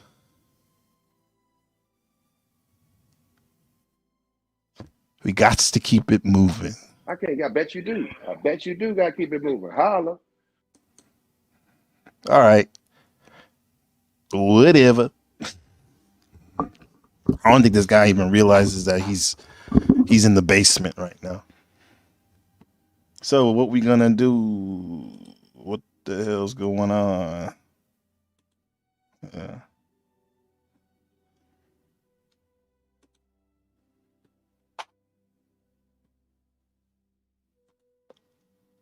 Shit, this is fucking sad. This is like out of a movie. She reveals the previous time Diddy had put hands on her was when she had a little too much fun with Jamie Foxx. Oh. Why is that an issue? You also had your fun with Jamie Foxx. Oh, shit. Diddy got a little envious. Little Anita. Some Luther Vandross. There is the rumor that Jamie Foxx hosts nude basketball games at his house. Oh, did you see the fucking footage of the basketball court at Diddy's crib with the beds on the court? What the fuck could that be for? So this book was allegedly released by one of her close friends. She was afraid of releasing it before he was put away. I mean, you only write shit down because you want people to know about it, right? She alleged that the Seans, Sean Carter, Sean Combs, Jay-Z, they would be in bed together from time to time. Now they're throwing Jay-Z into this? I might have to draw the line there. He overheard Jay-Z saying he was tired of being second fiddle to Biggie and more or less gave Diddy the go-ahead to go through with the execution. I don't want to believe that, but God damn it. Hollywood's gonna blow up when this shit all comes to light. Every single celebrity we know is either gonna be in jail or their reputation completely ruined. So Quincy Jones' daughter confronts Diddy at an award show about his potential hit on Tupac. She gets up, goes to the bathroom, and Diddy allegedly pees in her ginger ale. Why the hell would he? That's different. Yeah. Pee in a ginger ale, some freak shit. Him and R. Kelly deserve each other. He was fucking Jada, looked into the other room that Diddy was in, and saw Diddy and the power of will. Now Will Smith is in it too. Shocks me a little bit. Scientologist. Damn. That shit going on. What's going on, my code? Yeah. See, my man is that he me and him debate a lot of topics, right? So he, be in that mode of intellectual exchange. He just so turned up. Yeah. Where's the exchange though? If like it's one thing like Shadow Buddha was saying, it's one thing to disagree with me, but not to like go have an intelligent conversation, or at least be able to go 1v1, to go back and forth on a dialogue. That's some weird shit, bro. So, That's actually very, very rude. So I think you probably have heard this before. He was saying when you exchange it, sometimes you gotta pause and let somebody else cook. That was it. He said he ain't letting nobody cook. Okay, yeah, then that's good that he can cook in the living room or something, wherever he's at. Yeah, this is why he got no broadcast and probably will never have a broadcast. He'll have a mic and equipment, but won't even have the balls to actually go online really and do his own shit. But that's anyway. Are you able to finish out the show, bro? Or is it gonna distraction and shit? Let him get his whole Mm. shit off. Well, let's see. He was saying, so look, what Let you? him get his whole shit off. That's what I'm gonna do. When I'm running the show, I'm gonna let niggas get their whole shit. I let a nerd come in here and talk, and let him get his whole shit off. Okay, we was saying he trying to get his shit off. We say, you know, Don't let nobody do it. Nah, I ain't trying to talk to him, bro. He don't even know how to have a conversation. Plus, he's calling me. He's calling me a nerd with the ad homs, bro. You a broke ass fool that has to rent a room or whatever. So who are you? I'd rather be a nerd, as you say, than some whatever you are. Get a Yeah, life, get a- man. Yeah, yeah, you don't even know me. yeah. He liked to debate like that. He liked Okay, I get it. I get it. Right. Yeah. I don't mean to disrupt your house, Uncle, but it's like someone's coming at me with disrespect when I've been nothing but kind of cordial, you know. Right. Anyway, Right. yeah. Well, look, won't you I'll put it on pause for a minute. And you can rock out. You know what I mean? Give it a minute. All right. How long you need, man? I give it a couple Yeah. minutes. Give it a couple minutes. All right. Let's All go. right. I know he was a Scientologist. She overheard Diddy saying that this beef is very lucrative, East Coast, West Coast, but it's getting out of hand. Very important, 2 bodies. But if people aren't loyal to him, he can't offer them protection anymore. Oh, and Biggie was leaving Bad Boy. She said that Biggie and Tupac were leaving their individual labels and forming one together. Oh, shit. Which would give credence to the fact that maybe Diddy and Suge Knight worked together to kill both of them off. Kim Porter said she overheard Diddy saying Biggie's worth more to me dead than alive. Yeah. Yeah, Special K. We got another Tommy. Yeah, kind of. At least Tommy's funny, though. Both disrespectful. Now the math is mathing a little too much. Diddy called Kim Porter, said, "You're going to see me start dating a video girl, a video vixen. Don't worry. It's just a cover up for my sexuality." J-Lo. Jennifer from the block. Diddy's the only one that never loved J-Lo. Oh, you just dropped a fucking bar there. That makes so much sense. This is probably the madame of the fucking freak off. He would come to Kim Porter's house. She was afraid he would kill her. He said, "Don't worry. If I were to kill you, no one would know." Spoken like a man who's done it before. She died in her mid-40s of pneumonia. Doesn't happen often. He said he's done it before. Right? It's not out of the realm of possibility, but it's a little fishy considering everything else going around in this criminal fucking mastermind Diddy. Kim Porter alleges that Diddy used Faith Evans simply as a pawn to spy on Biggie and have control over him. So Diddy put Faith Evans in Biggie's life as a plant, as an undercover. This is Whoa, that's diabolical, man. That's some scorpionic manipulation right there, puppet master. Sending spies out, sleeping with the enemy type of shit. Imagine you have an enemy sleeping in your house. Not only that, but in your actual bed. That's wild, bro. Can't trust nobody nowadays. This is some dark shit, bro. Now it really gets disgusting. Oh, no. Kim Porter became pregnant with Diddy's baby, and Diddy goes, "Perfect. Everyone's going to want to have sex with you with the freak-offs now." He would set her up to have sex while pregnant with his cohort of celebrities because it was an energy transfer. They would get the energy from the new baby. This has gotten... That's wild. Energy transfer. Yeah. Oh, you back? So yeah, Did you hear this shit? This shit's crazy, bro. You had to what? I had to, we had to, excuse him from the club. He had to, I had to excuse him from the party. But yeah, I'm sure the guy's probably. I'll give him this. He's probably very intelligent, but it's just not able to present that shit right now. You know, you don't have to agree with me. Man. The psychedelics, man. I thought, yeah, that's what I figured, bro. I thought it was something going on. First, I was gonna say like some meth or something or crack because he seemed kind of manic the way he was talking and shit. But anyway, I'm glad you're back on Code because this shit is crazy, bro. Wow, even wilder than that situation. Shadowback has a comment. He said, NPC, did Tupac allegedly get with Faith Evans? Yeah, that was the big thing, right? So what? Diddy's trying to get her to spy on him too? So look, but did you see Jaguar Wright said that was orchestrated, right? Like, oh no, I take it back. He said that Faith Evans was sent to Biggie, like was like a controlled, not opposition.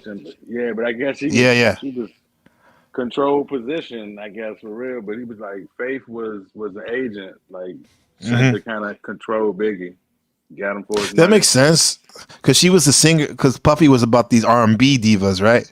Mary, Mhm. Faith, right? Because Biggie, he seemed like he had. I get the feeling that he had more real love or passion, at least, for Charlie Baltimore and what's her name, Little Kim, right? Little Kim, right? Then Faith Evans. That seems like a trophy situation, like trophy wife shit, huh? But But see, this how you know them rituals was going on back then, because I don't know when it was like an urban legend that Lil Kim had got her stomach pumped at one of these little events. I guess she, you know, she was a party favorite, like Ali Carter said, and she had to get her stomach pumped. You know what I mean? Because all the biological DNA. damn, got Yeah, to build so up like a blockage or something. yeah, I mean, it must have been, you know, taken by mouth. You feel what I'm saying? For you to get your stomach pumped. That's disgusting, bro. That's disgusting. But yeah, this is, and he go further. He ain't even just like halfway through. He really connected dots on this one. Yeah, this is crazy. Yeah, I'm about to go on. We got to shout out to a legend in the chat, Shadow and Light, the Oracle of Hyperspace Discord. Stopping by to show some love. We'll listen at a later time. I'm in depth over TML at present. May you have peace for your stream. Cool. Yeah, thank you. You got TML. Yeah, is live streaming right now. He had some beef with this cat earlier. That shit was crazy, but yeah, shout out to the machine lies and whatnot. So let's get on these four, as he says, the new horsemen of ruthless country. Love this show. Shout out to Special K. To a place where I don't even feel comfortable joking about it. Really nasty. Diddy's crib is like the fucking Red Keep. Kim Porter took a meeting with a Hollywood producer. Diddy did not like that. A few months later, Hollywood producer dead of pneumonia. The Hollywood producer died of pneumonia too? What the fuck? What? On code. This guy's connecting dots in the narrative. Now, I don't know if it's completely true, but it's making some type of sense, though, right? It's making some type of sense, yeah. Fuck. In fact, Kim Porter said whenever she dated anyone else, suspicious pneumonia diagnosis. By death? So she starts sleeping with Diddy again because she knows where the tapes are, and she slowly makes it a mission, sleep with him, go to the vault, copy the tapes, put them up on a cloud. And then she says that she found tapes of Bieber, Bow Wow, and Usher. Oh my gosh. Bieber, Bow Wow, and Usher. BBU. So Bieber, yeah. The first time I seen him was on Oprah Winfrey when he was like 13, right? And it was Usher who presented Bieber to Oprah, basically, right? And like he supposedly found him, just like Puffy supposedly found Usher, huh? Yeah. So Bieber, he said Bieber, Usher, and who was the other person? Oh, Bow Wow, huh? He's a strange, he's kind of an odd character too, right? Well, they, you know, the kids, you see what happened at Nickelodeon, you know, the kids are part of this as well. Yeah. Yeah, they're all part of that. Because that producer, remember that show Head of the Class from the 90s about those gifted kids? I don't know if you remember that show. The one fat dude, Dennis Blunden, he ended up becoming a producer for all those Nickelodeon show and ended up grooming a lot of those child stars and molesting them and stuff. And then those child stars like Drake and what's it called? Drake and remember that show? Drake and Jack or something like that. Josh, yeah. Josh was recently or a couple years ago accused of being a pedophile. And that Dennis Blunden dude was the producer of his show. So these people, man, it's like a mentoree in abuse, right? But see, this is Kabbalah sex magic. This is, you know, it's not, see, this is bigger than hip hop, or this is bigger than, you know, Diddy even. It's this is an ongoing tradition in the occult world. You feel what I'm saying? Yeah. So, you know, the way Diddy looking at it, like some people may have to be sacrificed. You know, you might have to knock some people off. And Hmm. in that world, if you get the one to tell the secrets or you copying tapes, they playing with death. They will try to knock. They will knock you off, and they're gonna try to knock you off. Right. Now, Code, do you think that we definitely should keep an eye on like Usher, bro, and Bow Wow and Bieber, bro? Like, if these guys have any more people that are like mentoring or gonna present, you know, as the up and newcomer, the next one in line, right? Because Yeah, I they mean, may do the same thing to them that was done to them allegedly. but see, To that person. this ties into Epstein, right? This ties into Weinstein because Oprah was kind of like the catalyst. So Oprah Mhm. had to connect to Epstein and Diddy the same way Trump had that connection with Epstein and Diddy. So a lot of people that was on Epstein Island done did Diddy parties. You feel what I'm saying? Yeah. It's the same network, same group of people, Right. you Once know? you in once you into it, you know what I Yeah. mean? So it would benefit them to just knock Diddy off and just like they did with Epstein. Now nobody else go to jail. You might get somebody to catch the beef, some random Diddy assistant or something. But if he decided to turn state evidence, I don't even think they'd allow him to snitch. They wouldn't even because you would topple. We're gonna lock up half of Hollywood. We're gonna lock up. They talking about Exactly. 100 Yeah. cases of Yeah. abusers, accusers. You can't do that. The whole what are we gonna watch on TV? What music are we gonna listen to? What music are they gonna use as a distraction? The pansexual melody, right? Because these guys are living embodiments of the pan of luring people into their own destruction. You know, I see a reason why the Wahhabists in Saudi Arabia, their form of Islam, is so hardcore where they don't even want you to listen to music, dude, unless it's just pure voice or very simple instruments, because it like lures you, lures you to all kinds of things. Hey, you remember the Yeah. original Bad Boy logo was doing the Baphomet hand up, hand down pose, and it was a baby. You know what I mean? Yeah. As above, so below as above, right? And see that's why you get these child acts. You know, you get Bieber up at Flavor Camp, and you get, you know, Usher getting custody signed over at 13. Like, it's man, this shit is. Yeah, K saying that with the comment, special K, Usher already lived with Diddy for a year. Yeah, that's what Uncle was just mentioning. You mean keeping an eye on him for his life for sure? Because Usher. The only thing I hear about him is like he's fucking around with those like BBWs at the concert and giving them chlamydia allegedly, because one of them sued him for that. Remember that a couple years ago? I mean, Yeah. Yeah. I bet a lot of people probably got that because you can't use if you using a rubber mean you care. Using a rubber Yeah. mean you practicing safety, and this is a debauchery fest. This is boxing. This is Dubaius. You know what I mean? This is it's a how can you put it?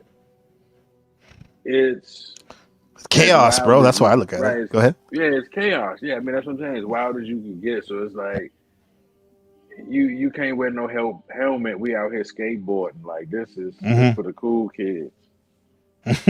No helmet. Yeah. No Jimmy hat helmet. Hell no. So you gonna get that herpes. You gonna get that. I was surprised as I got older, like how many women didn't want you to wear a condom out there. You know, I thought it would be the other way around. I was programmed to think like, nah, it's the dudes. Girls always want you to wear one. No. Some of them will try to get you. I just want to feel you. You know, I want to feel you raw, like feel the real you type of shit. It's like, now there's different reasons for it. One is the absolute pleasure it feels, right? No restriction between the two bodies. Another one is that some of them want to have your baby, huh? Get your DNA. Yeah. Well, yeah, Or man. one more, I'll say maybe it's just like what you kind of saying. It's for the sure chaos of it in this day and age to go raw. All the things that can lead to it, an unwanted pregnancy that you can't take care of the baby, and or a disease that stays with you like herpes for the rest of your life, or even worse, the AIDS, la sida, right? Yeah, see, so it's multicultural. You know, they doing it in South America. They doing it in the lodges. They doing it in the college fraternities. It's like, and see, it's gonna come out that Kamala got something to do with Diddy. Watch what I tell you. It's gonna come out. Yeah.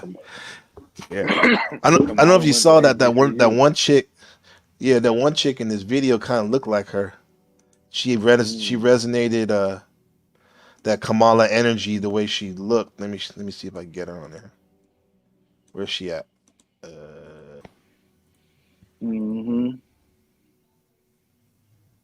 There's Jack Holloway. He's a big one, huh? I don't know his music, but I know he's popping. Man, This dude, this white boy. Parties too. Yeah, Aiden Ross. That's what I had it on the shit. Right, okay. Kim, let's break it down. Who's here at this white party? No, it's in the Hamptons. You know, it's like secluded, so a lot of things can happen. You know, a lot of screams can't be heard. The Jigga, Jack Holloway, Kim. You know which? Oh, that was James Harden, right? And this other guy, he looks kind of familiar. I don't know what that is. Look what he's wearing. He's wearing like a damn dog chain. He don't act like a basketball player. Right. There's Meek Mills, right? And Fabulous, who the whole shopping thing, that was the big thing on the right. Fabulous at Drink Champs when he was like, Diddy was like, you don't want to come to my party? You know? You know? He's but you want to let me take you Fabulous- shopping? See, Fabulous faking like you being weird, but you done been at these parties. Yeah. And you see, remember I sent you that clip of Diddy walking with the voodoo guy. Right. Oh, that's the one? You actually found that was that Yeah. one. Okay. I'll play that I'll play that in a second real quick. That was French Montana, right? In the middle, who's like has some weird shit where they were like touching each other's peters. Like on the Ellen show or something like that. Weird shit. Yeah. And so this is on the right, isn't that Kendall? One of those girls? Kardashian. Jenner, yeah. So look at these girls are probably like their friends. That kind of looks like Jonah Hill. I don't know who that on the right with the glass. I don't know who that is. Those guys are probably like movers and shakers. These people right here behind the scenes. Look at this guy's tan. He has time to tan like that. Face get red. And there's the coven right there. Witch's coven. Yeah. The beautiful people though, right? You'd be like, oh, these people are beautiful. And that's Bieber's wife right there, I think. Right by Kendall. Haley Berry, and who's Alec Baldwin's niece. Kevin Hart's ass. Is that his wife? I think so. Yeah. He said he cheated on her. He couldn't help himself. He was on too much ecstasy pills. Some other thing. KD. I don't know who that was. Tom Brady. There you go. Tom Brady. Robert Was that Kraft? Yeah. Yeah. Who got caught in the Asian whorehouse.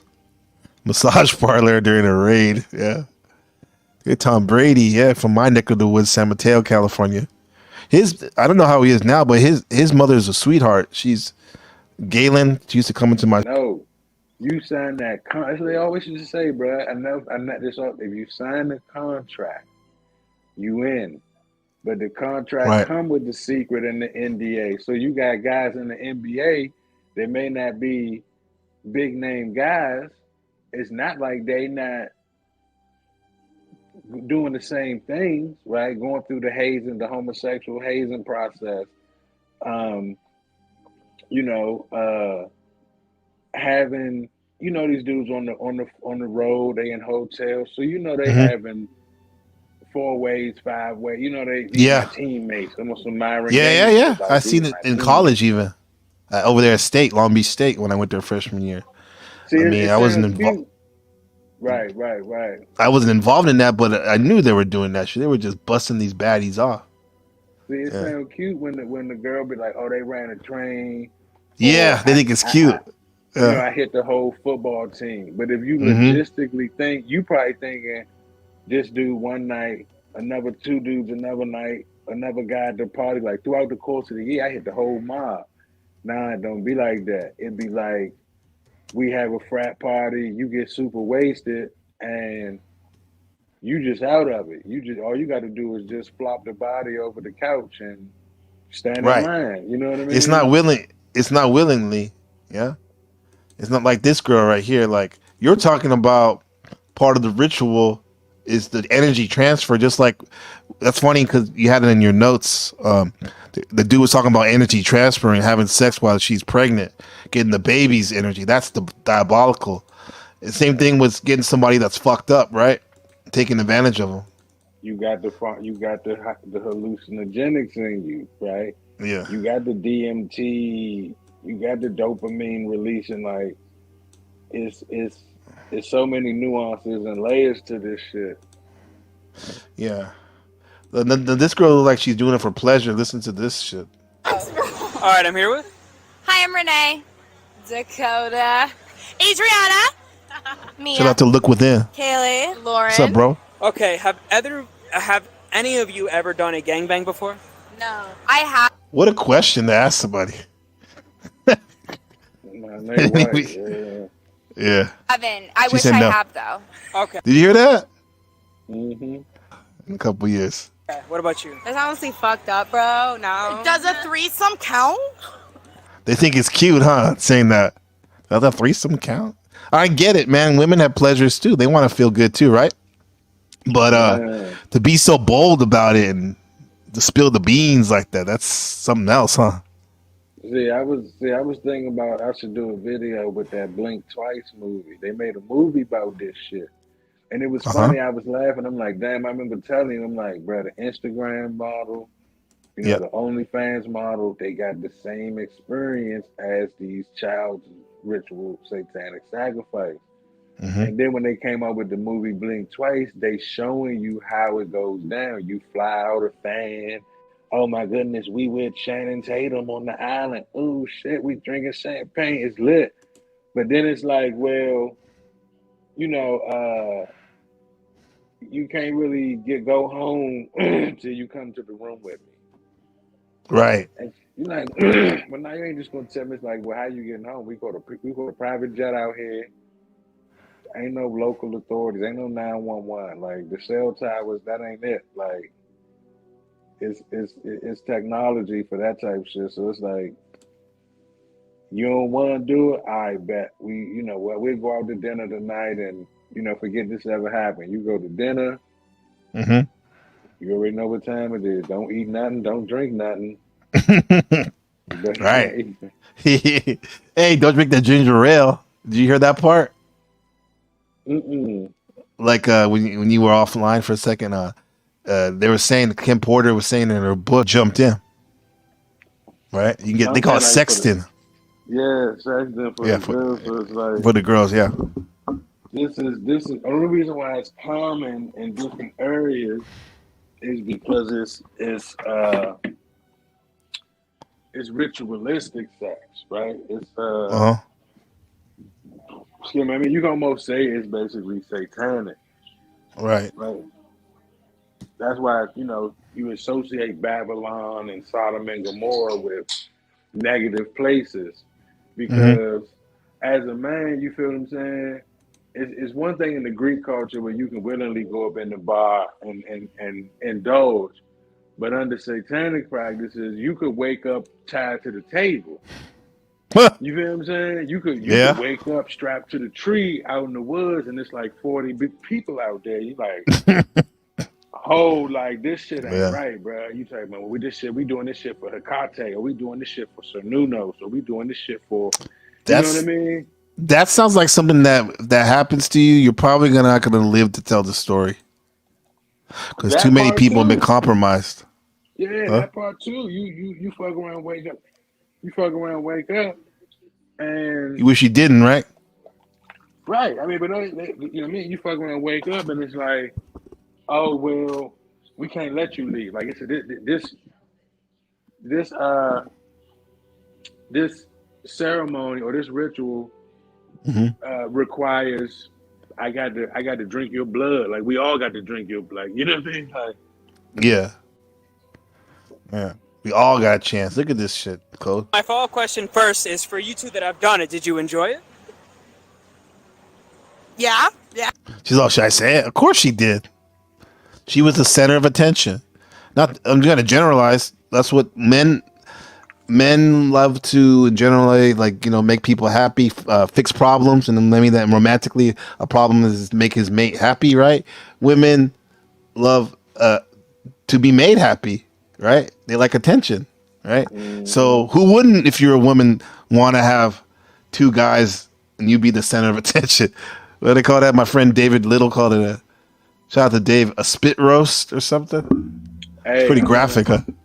Yeah, it is definitely. It get very Bukkake, whatever. Bukkake, yeah. Yeah, it get crazy. But see, I want to drop some more witchcraft on motherfuckers. They had something called the water spell, and it's an interracial sexual magic trick where somebody you gotta have the black and the white race, right? Okay. You gotta have the swirl, right? I call it swirling. You gotta have a swirl. Right. Yeah. It's called the water spell. I haven't done enough research to really explain it. I've just seen it in other people's documentaries and breakdowns about the interracial, why they pushing interracial. You know what I mean? Before, you know, this was a couple years ago when a lot of commercials was coming out. When they started all the commercials interracial. But yeah, it's called the water spell. So even that's a spell. You know what I mean? So. This is what killed me. I'm sorry. Go ahead. I'm sorry. Come on. No, I was reading. I'm listening. I'm reading a comment from Look Within, our brother, one of our mod gods. He said, "Chinese finger trap." I don't even know what that means.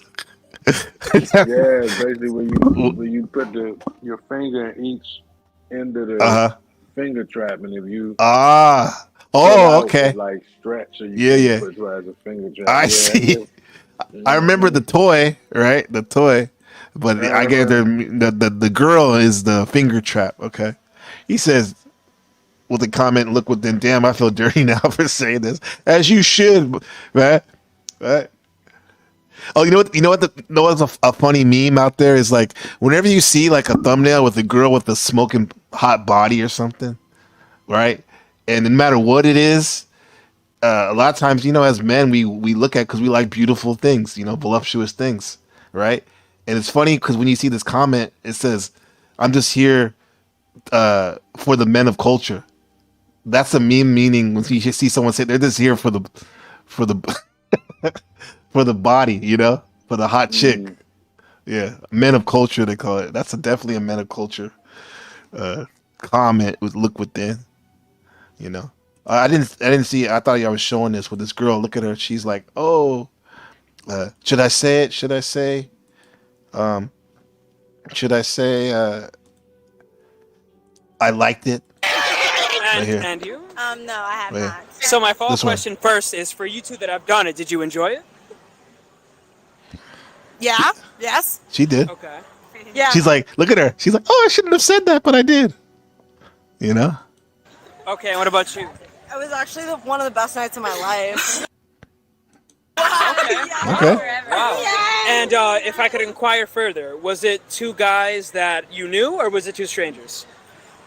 Ooh, it was 1-1. It was One 1-1. guy and one stranger? Yeah. It was 1-1. Okay, and if you were to do it again, would you want to do two strangers or two guys you knew, or do you think that's the perfect combo? I think it was the perfect combo. I think Okay. it was, if it was two people I knew, it would be too much. If it was two people I didn't know, it would be too less. Like, I feel like I had the perfect combo. Okay. And any particular reason why? Why would you say? Why? Just because I felt comfortable, but like, not too comfortable. Like, I was a little risque, you know? Oh, what about you? Was it strangers or people you knew? It was actually her, yeah. Okay. That's another thing that's pushed, right? Look at this. That's the thing, right? He said mystery meat. Comment from Look Within, mystery meat. She enjoyed that. You see that? Yeah.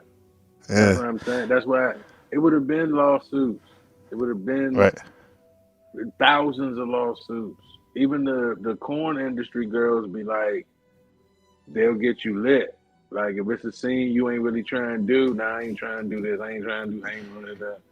They'll like, you know, okay, they get you lit and then be like, you know, so it's these people be willing, man. These people be willing.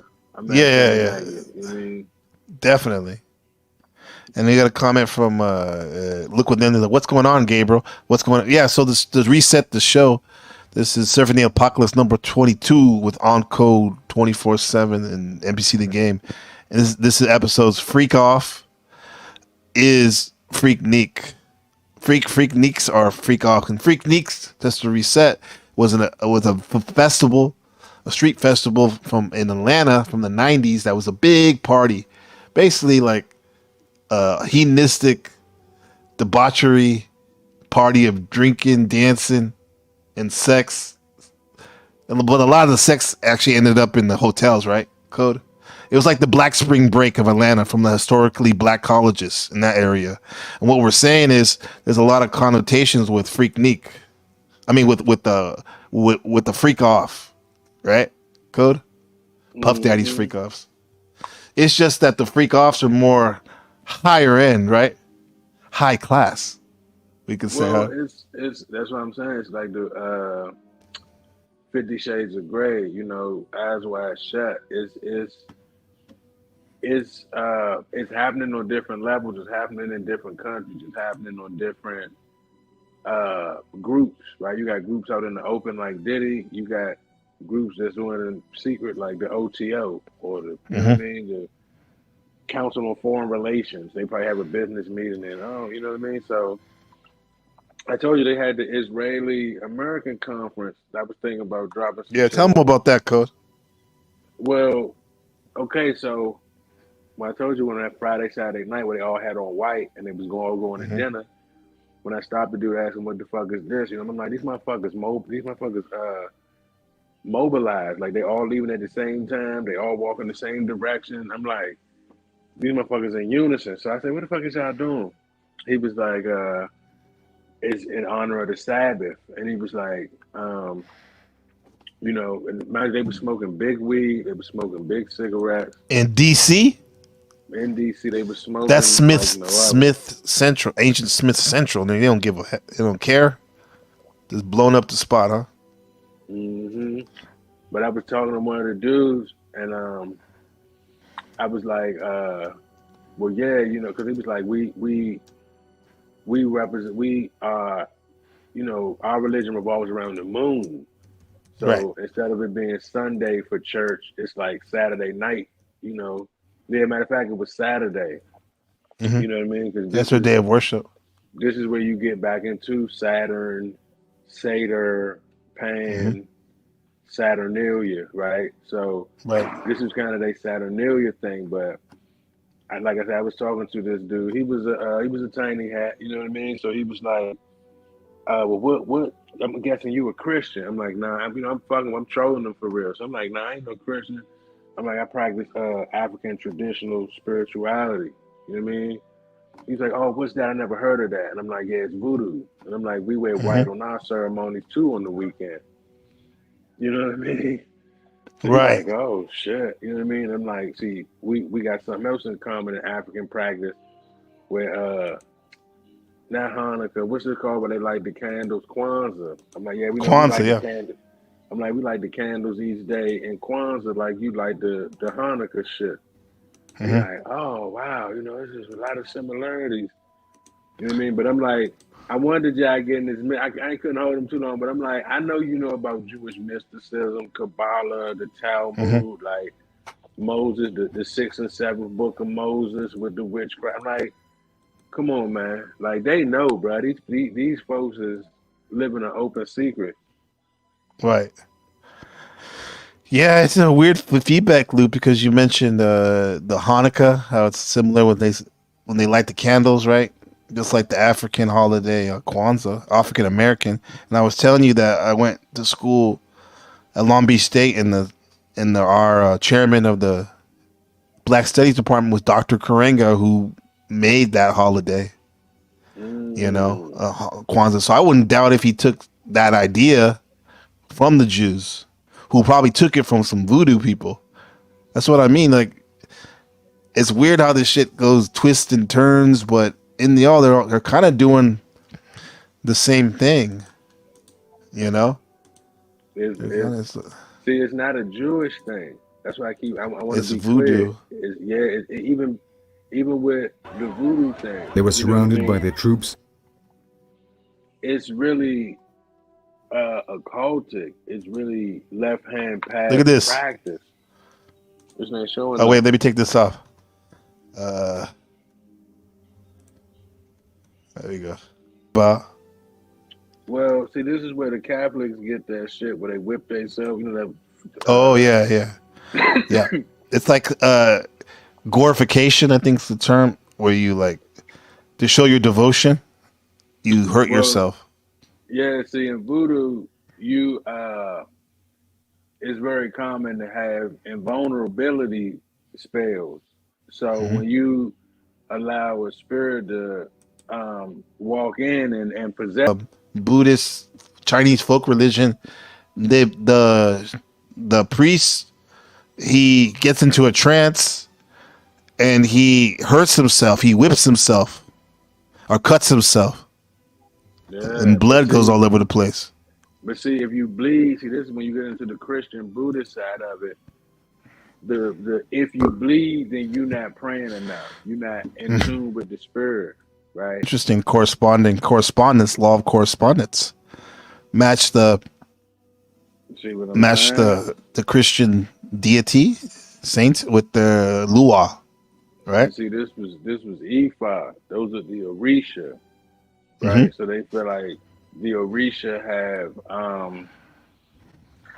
different spirits that work for them as well. This is another thing I want to address about voodoo right quick. Now, the main deity in voodoo is Obatala, right? It's not Papa Shango like a lot of people. I mean, not Papa Leg, but like a lot of people like to think. It's really, I'm thinking Dambala and Obatala is the same. This is where you get the Allah. I think you get. How do you spell the name? One of these names? Oh, pull up Obatala. Obatala.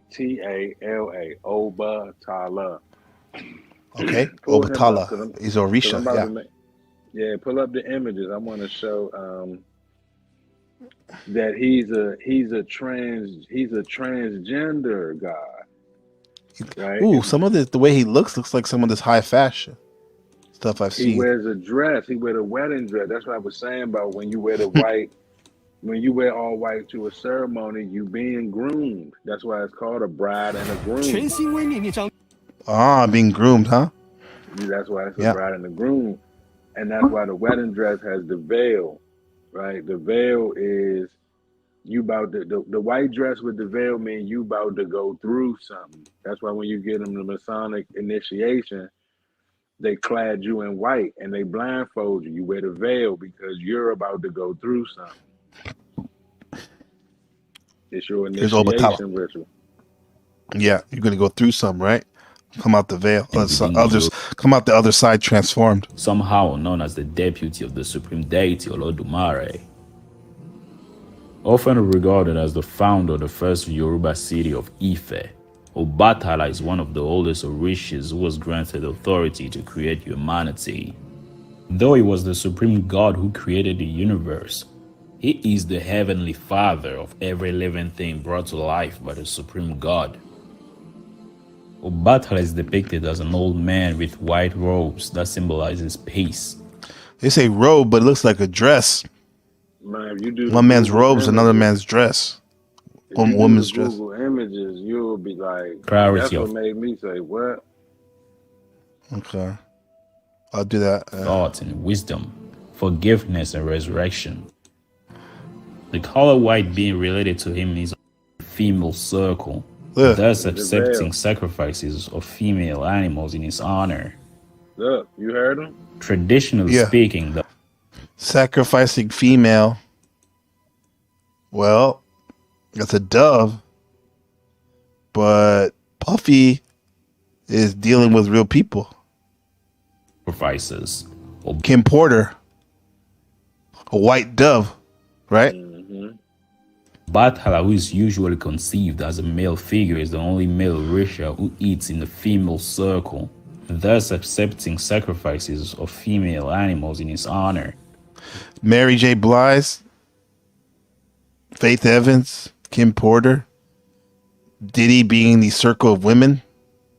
Yeah. Wow, he's a resonator, huh? The white party. Traditionally speaking, though. That's a cool picture. Do you see how you see one wing on that side and the wing on the other side? There's a lot of these kind of pictures. For any sacrificial offerings to You can tell it the ocean resonance is the conch shells on his wrists. You see? That's also a staple in I meant to do a video on this. That's a staple in it's really like in the cold hood ritual. So they used to wear the Corey shell. We used to call them Corey shells. Yeah. They used to wear them in the hair, or you'd wear In the like braid. a Corey shell necklace, right? Right, and the this necklace was, too, yeah. This was initially a voodoo. It's like throwing bones, like reading bones. So when you would use the Corey shells to tell the future, the Corey shells that told the life path you wanted, you would keep them, so you wouldn't lose them. You'll just tie them in your hair. You know what I mean? Oh, that's why they do that. I always see like You one of them. Or you wear a necklace, or you wear a necklace of the one that just the Corey shell that said I'd be successful when I went to the witch doctor lady. Okay. Yeah. It's like when I went to see Alma the Hugging Saint, this deity from Bangalore, India. She gave me a mantra, which seemed like definitely like voodoo. Now that I look at it, you get a necklace, you buy the necklace, your donation as they say, and then she blesses it and puts it on your neck, like you're chaining there. Yeah, that's the beads and voodoo. People that practice Santeria and gangbang blood or folk nation. I have it right here. Know about the beads. Yeah, I see it right here. You put like a spell on the beads, and then you never take the beads off. Right. That's my friend Junior. He would always wear his conch shell necklace wherever he went. Bathala. The animals or their parts should be completely white. He kind of looks like this is what Junior looked like. He kind of looked like this dude right here. It looks like Junior, bro. So Bathala is central to the creation myth of Phoenix. the Yoruba cultures of West Africa, where it's counted among a group of specific entities known as the white gods of creativity and justice. Oh, on code, check this out. And Olokun's below coexist. That's straight dress, huh? Man, if you see the Google images. Shout out to this video game. For the other Orishas will find to you go wanna see about their the- days you wanna without see the, paying much attention Google, to right? the primitive realm below them. Obatala, however, was not satisfied with this state of affairs, believing that if land was raised from the watery domain of Olokun, the Orishas and other forms of life would inhabit the The area. veil. Interesting. So he approached the supreme god with these concerns. How old is this on code? Like the religion. Well, this is religion 1, right? So And more along East Africa, they had Ptah, right? They was kind of doing the Ptah pygmy kind of thing. When you get kind of west, when you get into West Africa, you get into the Orisha, the Ifa. You know, you kind of get more into the Dogon kind of side of things of Mama Wata and the Where my daddy's Nomo, from. right? You see what I'm saying? So Yeah. it's that's why you don't see a lot of voodoo along the east. They more Muslim along the east, right? Because Ptah became Allah. But this is how it's kind of intertwined, because if you really get into some of the satanic lore, you know, El is the name for the devil and La is the name for the devil. So they got a female counterpart to La being the devil with Ella, Ella. And you know, you used to do the breakdown when Rihanna had that song Umbrella. She'd be like, Ella. Yes. It's a deity Right. called Ella, right? Which if you trace that back, which ties into Lilith. So it's not like this Ella. Which The first Ella woman, right? You see what I'm saying now? It's deified. Chaos. But it also ties into El. You got El and Allah, right? The deity El, and you get the male deity El and the female deity Allah. It also translated to Inanna.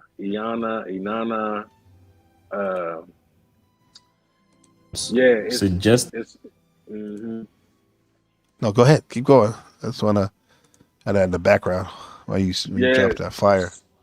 So when you Google Obatala, if you ask Google, is Obatala male or female, it'll say he switched genders. He could present himself as female. I put is Obatala, and the thing that first came up, male or female. Obatala does not have a permanent gender. He is androgynous. He is married to Yamaya, the goddess of oceans and the godmother of Orishas. Free of gender. However, Otaya could be male or female or neither. See, Yamaya in Christian law is the name of a fallen angel. That's one. Yeah, Yamaya Azel, right? That's the name of a demon in Christian Gnosticism. So they saying, so see what I'm saying? They saying Obatala married a demon. You know what I mean? A demiurge, fake god. Right. And then they saying if you hear images after you hear Obatala, you'll see he's depicted wearing a wedding dress. Every time you see him, he got the wedding dress, he got the staff. And where we talked about the staff of the Joker, the Harlequin. He always got the staff. What? This one looks like a wedding cake. I'm telling you, this is. It's where they get the idea of the wedding cake, I think. It's clear as day. If you see it, it's clear as day. Yeah, There's no other depiction. Check that out. Boom. Does that look like a wedding cake with the tears and stuff? He has a fan and everything, a garter. It's a wedding dress. Look at all pearl necklace. The pearls. This is why the Eastern stars wear pearls. The pearls got a whole meaning too. Look at that title when it says Obatala, the sweetest god from Africa. Huffington Post. Sweetest? Are they trolling? Because Huffington Post is usually a very liberal media newspaper.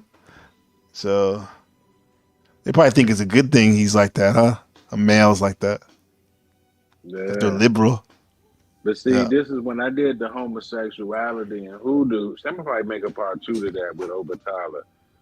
I did the homosexuality and hoodoo and voodoo to show that it's a lot of examples where homosexuality is accepted in voodoo, but not in African social. You know what I mean? Like socially, they don't accept this shit, but in the realm of voodoo, is acceptable. Well, where is homosexuality accepted? Media, entertainment. Like there's people that don't like that ain't down with that shit, but they'll listen to Prince or Elton John or watch a movie by Childish Gambino. You know what I mean? Mm-hmm.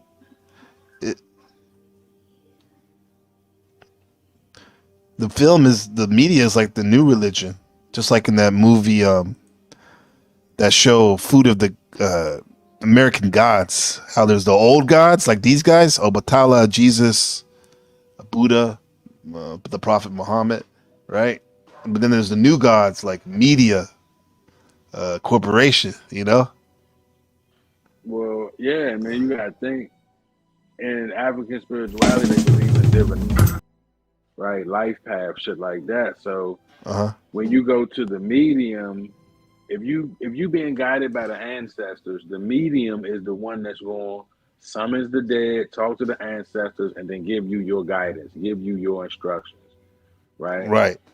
So the media and the medium for a while now have always been like what should I do next? You know, what's hot, what's not, what's right, what's wrong. You know what I mean? The media or the medium is telling us do this, do that. You know what I mean? Right.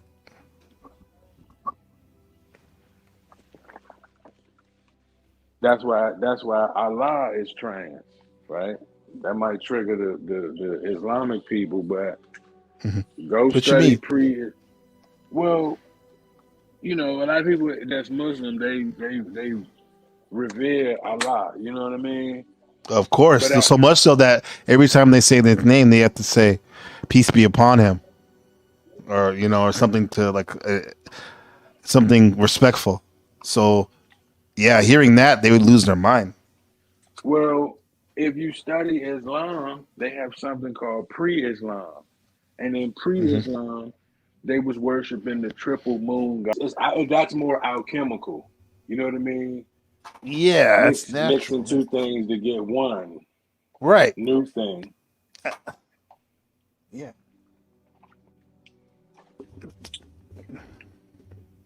Let's see this real quick. This is a much more recent interpretation. The important takeaway from this exploration is that while triple deities certainly existed in various ancient cultures, they were not universally represented or understood as the maiden, mother, or crone. This is a much more recent interpretation. Okay, yeah, we just said that. Yeah. But yeah, so you said that was pre-Islamic, this triple moon goddess, huh? Mm-hmm. Okay. Yeah.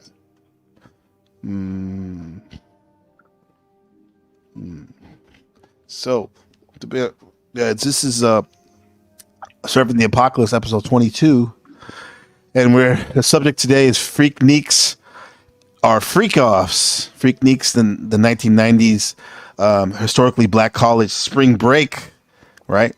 Crazy, chaotic, hedonistic parties. And we're seeing that how these freak offs from Puffy, high status hedonistic parties where they wear all white, which is interesting.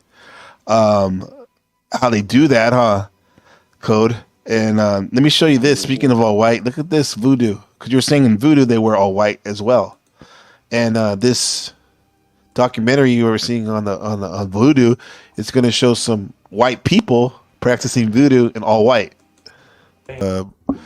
Synchronous and also correspondence in religion. What did you say the song by Biggie where he says I shit on a bitch? Is that Nasty Boy? Where he says that? Yeah, I think it's a skit before it come on. Okay, let's hear that real quick. You nasty boy, nigga. You nasty. That's all right. Mm-hmm.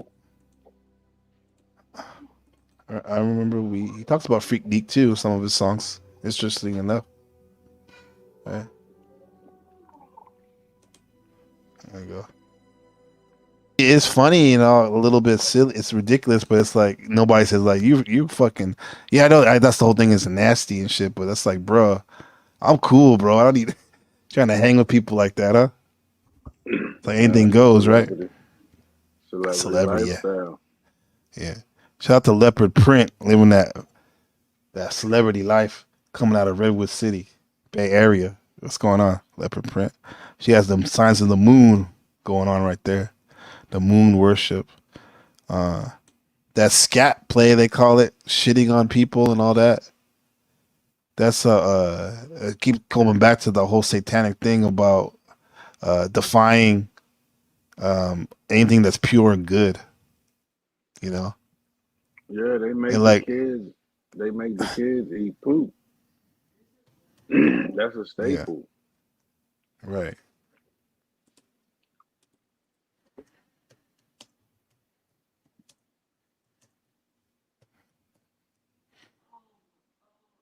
Was it Dubai? IG, right? Yeah, the Model. slave queens. Slay Queens, they call Mm-hmm. it. Ooh, look at On Code. He knows what's really going on. Man, this shit get graphic. Says, "Hey, baby girl, I hate doing this sort of thing. That's why I'm texting. I really hate burdening people with my issues, except just me. But like you said, always better to be honest. The people that are due to send me money won't do it till next week. Well, I need to get an apartment tomorrow, so can I give you your space so you can clear my head? Don't know if I can get 5,000 from you till next week, so I can put things in order, the rent and some other stuff. But if you can't, that's okay. Just seems like someone that's down to earth is willing to help. Let me know if there's something that can help you. See your friend bragging for money or rent. So this is a slay queen, I guess. She can't afford her. So see where Teju Pretty dey stay. See her bag as she dey squat with Lilo.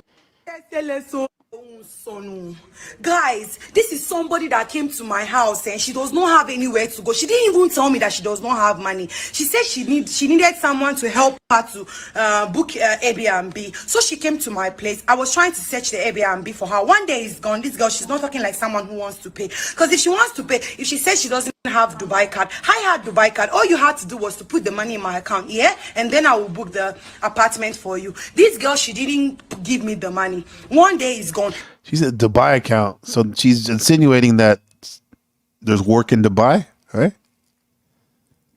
Yeah, that's because Second day. It's like they call them the blesser. They call them blessers. So they look like I could go from the Village to the Hilton just for a weekend in Dubai. I know it's degrading, but fuck it, I'm getting out of here. Right. He's gone. On the third day, I found out this girl was trying to get into my phone. Where do you they find my boyfriend number, or what do you they find? Now I tell her, say, baby, you can't stay here anymore. I'm traveling. You have to leave. She said, okay. That's when we got to our. So I go to our hotel, and I found out that this girl, she's owing 2 nights. She ran away from the hotel. She didn't pay for 2 nights, and 2 nights is 600. This girl don't have money to pay. I had to pay 600 for her for that place because I desperately want her to leave my place. Inside my car, this girl, she's telling people fuck you in Dubai. You don't have money to pay rent. You are the one telling someone fuck you. You are the shameless one. You are still the one insulting the hotel that you are owing money. I mean, you think this one is Nigeria? They will just throw you inside jail. Okay, I didn't say anything. Then I took her to Jumeirah Beach Hotel. I paid for her 3 nights. I paid for her breakfast. She didn't even have money for breakfast. This thing I'm telling you is just 2 weeks ago. 2 weeks ago before I traveled, though, guys. 2 weeks ago. So I paid this thing for this girl. And this girl now told me that she's in SLS. On her birthday, she's begging me, Kimura, give me money. So this woman lives in Dubai too, probably, right?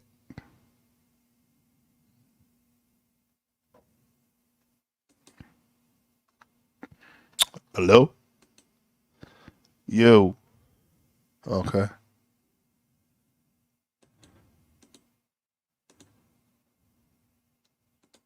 Kimura send me money. Am I your husband? Now me invite you come Dubai. Why I go send you money? Send me money so I will post. I should send you money so you will post. Who is following you to do your fake life? Oh, I look like you don't meet your marshal. You want Steve Percy boyfriend. For all the old boyfriend where they this world, you choose Kimura home. You dey craze. See. Yes. Maybe this lady was she lives in Dubai too? You think, Coke? Let me see.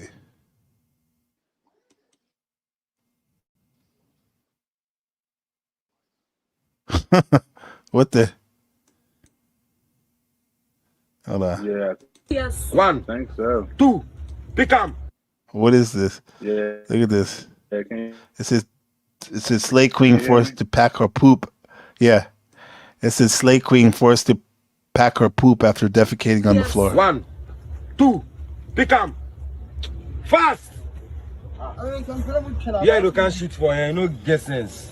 I can almost smell it through the mic.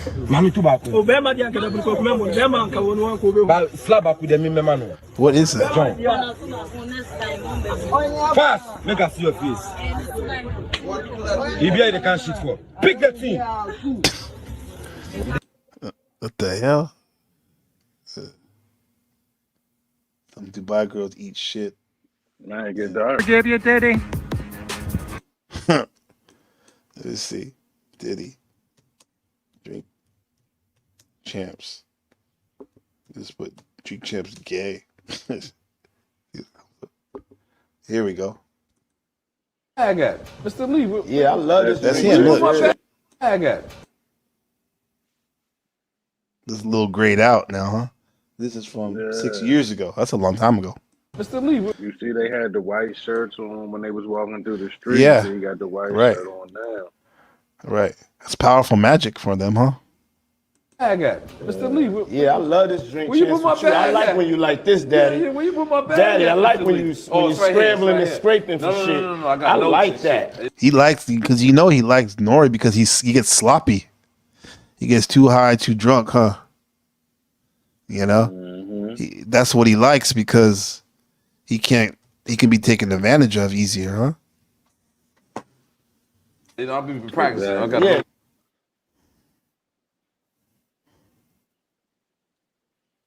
Mr. Lee. Yeah, I love this drink. Where you put my bag? I like when you like this, Daddy. Yeah, where you put my bag? Daddy, I like when you scrambling and scraping. When you scrambling and scraping for shit. No. Okay. Yeah, I'm not gonna go over with that. Same guy. He quiet. See, he quiet. He's seen a lot, huh? Yeah. You think he's some type of spiritual advisor?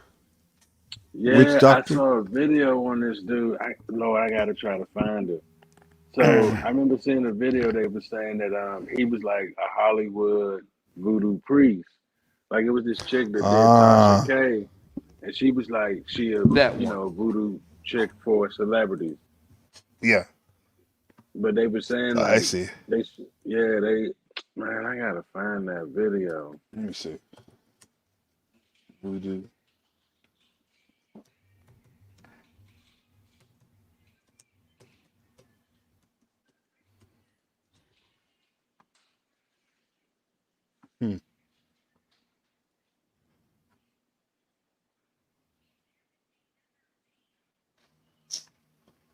Yeah, it's gonna have to be probably a deeper search.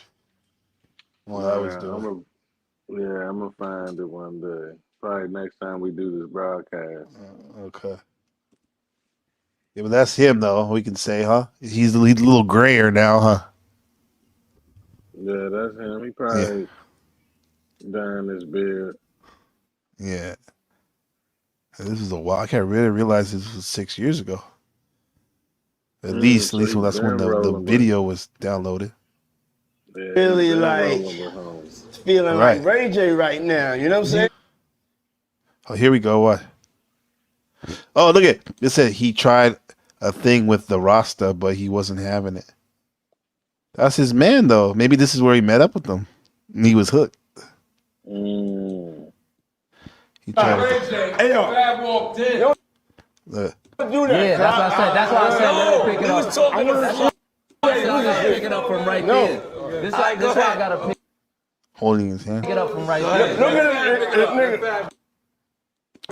Fat big groove. Go ahead. No, bro. Killing him. Bro, come tell the story. Bro, we're intoxicated. Listen. Yes. Listen. Bro, we helping me build that beautiful, nice guy. What do you call him, Bruce? Listen. Listen, Oh, Groove, you Groove, you correct- helping me build that Groove. beautiful, nice Groove, guy, you follow me. Rastafari brand of you follow yours, me, huh? Groove. I come see in, you, Groove. I'm walking Yeah, in. yeah, yeah, yeah. Happy birthday to you. Woo! Happy birthday to you. Woo! All right, I'm gonna find this. Fabulous. That's what Marilyn Monroe did to her man. Right? Mm-hmm. Only nigga that got the name that I want. It ain't gay. Happy birthday to you. Thank you, my brother. Yeah. Let's take a shot for that, boy. Man, blow the horn. When Gabriel's horn blow, you better be ready to go. Let's see. Man, Groove. that's a Voodoo. May put Rasta. Rasta. Rasta man of the stars.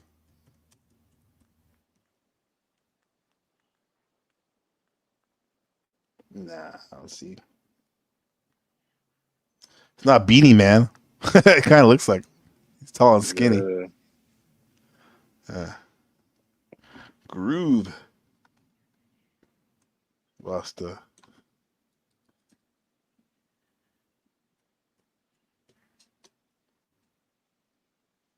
yeah, roster with Diddy.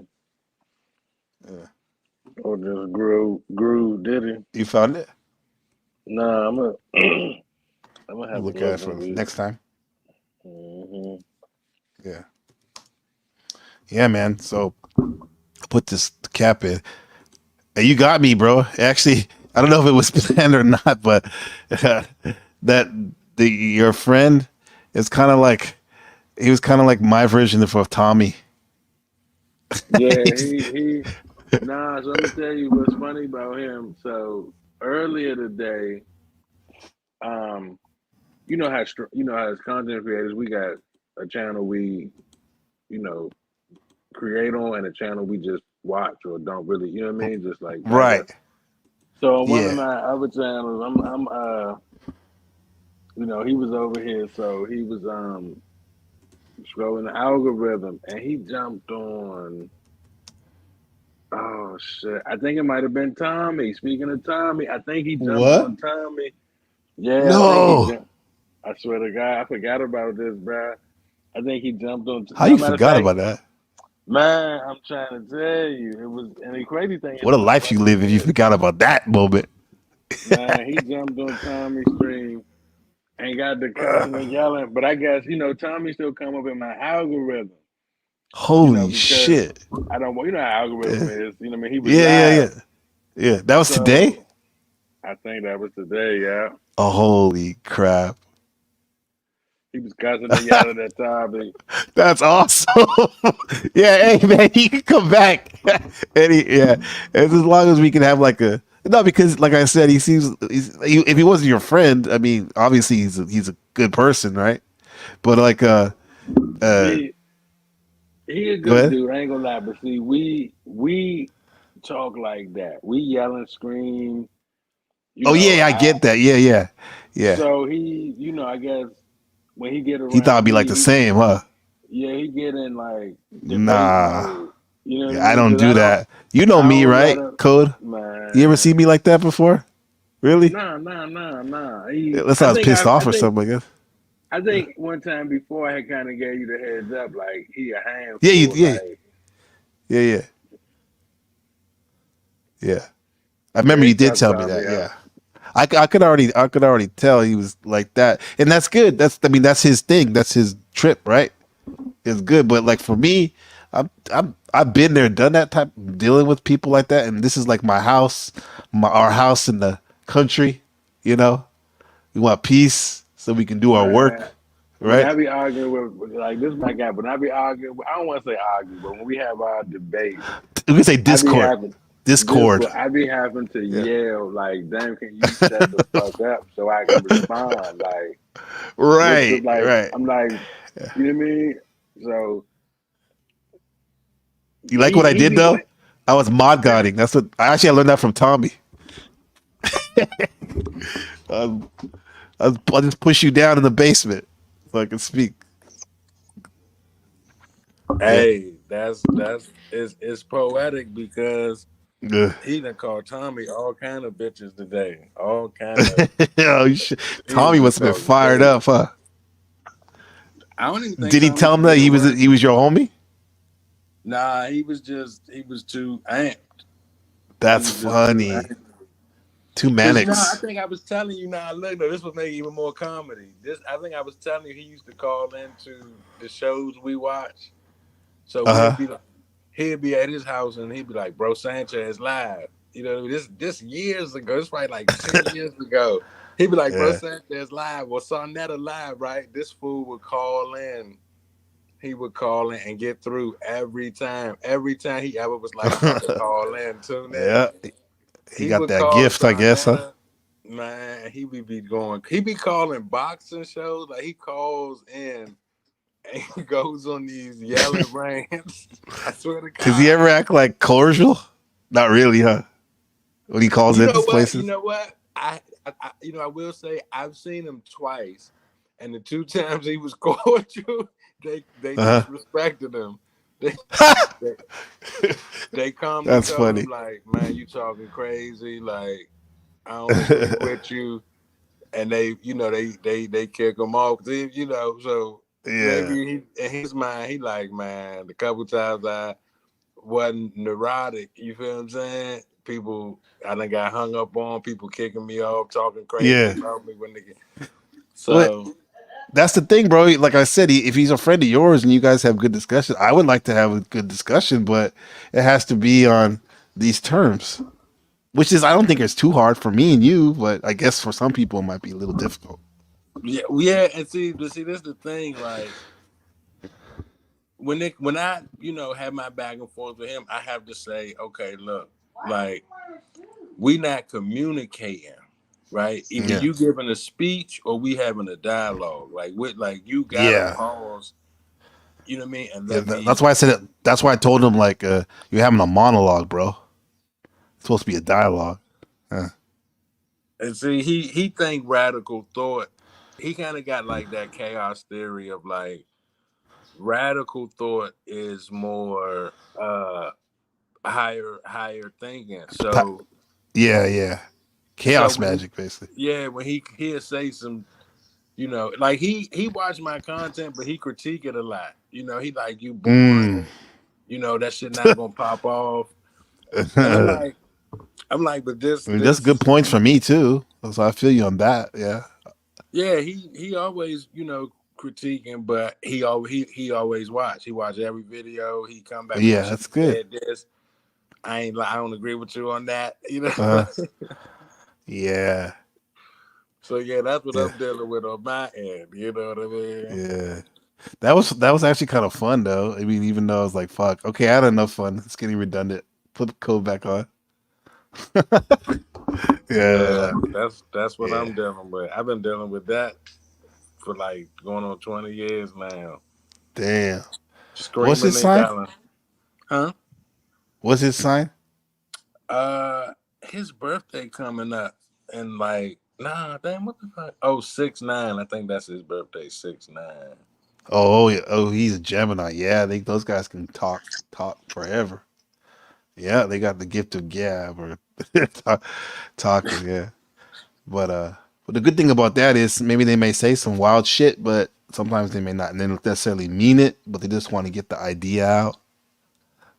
So anyway, but that guy that was interesting. That was interesting. So he stay with you now? I mean, he moved on my side of town, so he just here kind of frequently now. Oh, okay. But he don't live in your house, though. Okay, that's what I thought you said. You said my roommate, because I was like, what? Yeah, he here like every day now. So yeah, pretty much. Yeah. I was just trying to use the term of endearment. You know what I mean? No, that's cool. Yeah, because you like that. Yeah, that was interesting though, Cole. That was definitely brought some spice. Bro, I'm talking about I'll drop a video. This dude will call my phone. Like, man, yelling at just let me cook. What did he? Yes. Does that mean did he watch our broadcast or something before? He must. Only your videos. He's watched a couple. Probably didn't like me. Well, he feels like the occult conversation is unproductive, right? He get upset with, astrology and Anunnaki, Yeah. anything occult, anything. He just like, what the Right. fuck? Like, It's not practical to him. right. So But that's what I was trying to tell him about, like when he was saying that like you believe this world is like good. Of course I don't. I wouldn't be doing this show called Surfing the Apocalypse, right? nah, he be But trolling, bro. yes, because my whole thing is like I'm trying to say it's real enough in terms of like I realize it's a piece of shit world, a lot of it. However, we got to maneuver in it, right, and make money and take care of things. That's all I was saying. And so yeah, so he's trolling, bro, because he was saying some weird shit, and then he like about his boxer, his I wear. Man, he Anyway, be that shit was trolling, wild, bro. Yeah. Yeah, trust me. He be trolling me. I deal with that. I deal with Uh-huh. that. He like Yeah, that's Charles probably why you Barkley. enjoy having our conversations, huh? It's kind of refreshing sometimes, probably. Yeah, I mean, Yeah. man. I wish I could pull. I Huh? wish I could pull up some of his call-in rants. We used to call in Yeah. Bro Sanchez and That probably Young was wild. Pharaoh. But he used What to did Bro call him Sanchez probably like, bro? What he might say like, calm down or something, right? Bruh, them was the funniest ones. Them was the Yeah. funniest ones. Him and Bro Sanchez. That's good radio. I remember Bro Sanchez said he don't believe in melanin. And he Uh-huh. called my phone, was like, man, I'm about to call Bro Sanchez. He live. I've been watching for like 3 hours. He tripping.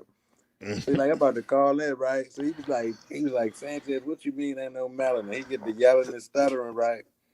Uh-huh. Sanchez got this was back when Sanchez was like, you a fool. You a fool. Hey, I was dying, bro. I was just dying laughing. Oh my God. Dying laughing. You probably crying, huh? Man, he done went back and forth with Sonetta. He called in the Sonetta show. Frankie. Man. He done called in the Star Report. I don't know if you got hip to this. Oh, I love Star. He's a legend, bro. That's someone to study for a good radio, good YouTube streamer. He's a legend. Calling by sir. He lets people roast him, but then he always gets them back and gets money from it. I like Star a lot. He's a legend, definitely. Yeah, I be telling he you. knows about these freak offs. Oh yeah, Star know. Yeah, you know. Yeah. Shout out to Dimitri in the chat. Dimitri Show. He said, I love Diddy parties. I bet you do, you freak. You freak bastard. That's all right. You're the homie. You're the brother from the Netherlands. Yeah.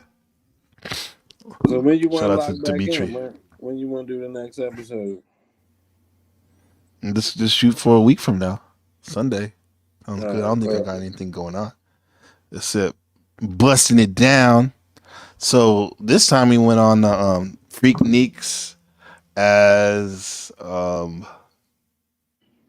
Freakniks are freak offs, right? So the next step would be probably let's talk about streamers. Let's talk about maybe we can kind of tie it together with getting at the end of the outline by talking about the kids with Oprah stuff. I think that'd be a good segue talking about the youth nowadays and how they're like they don't go to movies anymore. They watch streamers like iShowSpeed and Kai Cenat. Those are the guys. Those are the guys that are Aiden Ross, right? Yeah. Who was at that freak off party? Yeah. Yeah. I mean the white party. Yeah. Academics. So yeah. Whack 100. Academics. Yeah. Adam 22. Plug Talk. All that shit. Yeah. Let's do that. Back on Fig. Everybody, everybody that went through Adam 20. Let me say this. I'm gonna say this for next episode, but just to put a little trailer out, everybody that's been on Adam 22 platform done been involved with what's going on behind the curtain, gangbanger or not. Gangbanger. Literally, gangbanging, both meanings, right? Because the satanic sexual situation match up with the gangbanging culture. I done dropped numerous videos about that. Right. The gangbanging shit align right with Freemasonry. It do. Yep. It's exactly the same. Yeah. Yeah, so tune in next week, man, for that Yeah. installment. That's good. An installment of where these freak offs, the children of the freak offs, right? Freaknik. Mm-hmm. We can basically call it the Kaisenats and them and I Show Speed, who had a million people watching live on one stream a couple weeks ago. That's insane, huh? When he was in Asia. Yeah. The Hollywood directors are saying at the Cannes Film Festival that it's over for teenagers watching movies when you have people like Kai Sanan and I Show Speed on the movie, on the streams. Now what are they showing? A lot of that shit is like some jackass, like weirdo, like homoerotic humor too. Well, you see Drewski and Kevin him Hart too. the all-white party. Right. There are examples of that. With Casanat is Right. definitely involved. Yeah. We'll pull up the clip, the famous clip where he got the Diddy invitation live on air and he turned it down and seemed freaked out. That could have just been for show though. But hell yeah. Either way, he's on Diddy's radar. No, I'm thinking we're gonna do the rise of the young streamers next episode, but maybe the week after that we'll do or depending on how that goes, the week after that maybe we'll have to do one more volume, right? Yeah. I don't even. I need to fish it out what we're talking about right now. Actually, probably like influencers, right? For young people, especially melanated people, huh? It seems like that's where we're headed, right? Right. I mean, yeah. You want to prime the generations coming in to be okay with this shit. You know what I mean? Right. Exactly. Right. Making it, normalizing it, as they say. Mm-hmm. Yeah. Academics be kind of spilling the bean. He be talking about this shit. Yeah, he do while being involved in it. It's an interesting take. Funny that rich homie Quan died mysteriously last month, huh? Mm-hmm. I see a lot of on these the couch. Dudes, a lot of these dudes be Caribbean from Haiti, right? Haitian, and Kodak. Yeah, so they secretly already primed with voodoo. They understand it like we understand Baptist Church and Jesus. They understand it fully. So, when it come ritual time, like it's no way Casanat ain't involved. He might have turned the Diddy party down, but he's too big. Come on now, like, come on. I would say he would be way more inclined to do that than I Show Speed, but even though I Show Speed got the numbers, Casanat is more of a as we say, marshmallow experiment, meaning he's willing to please his handlers if he has them, rather than I Show Speed is more of a little bit of a wild card. Mm-hmm. But he's too big not to be influenced by some nefarious people. 30 million subs, 33 million subs. I Show Speed, that's ridiculous, huh? Yeah, he kid from Ohio, 19-year-old. Nah, he involved. Trust me. Yeah. Yep. Hanging out with Mr. Beast. Beast in it. Yeah, what I was gonna say. He's involved for sure.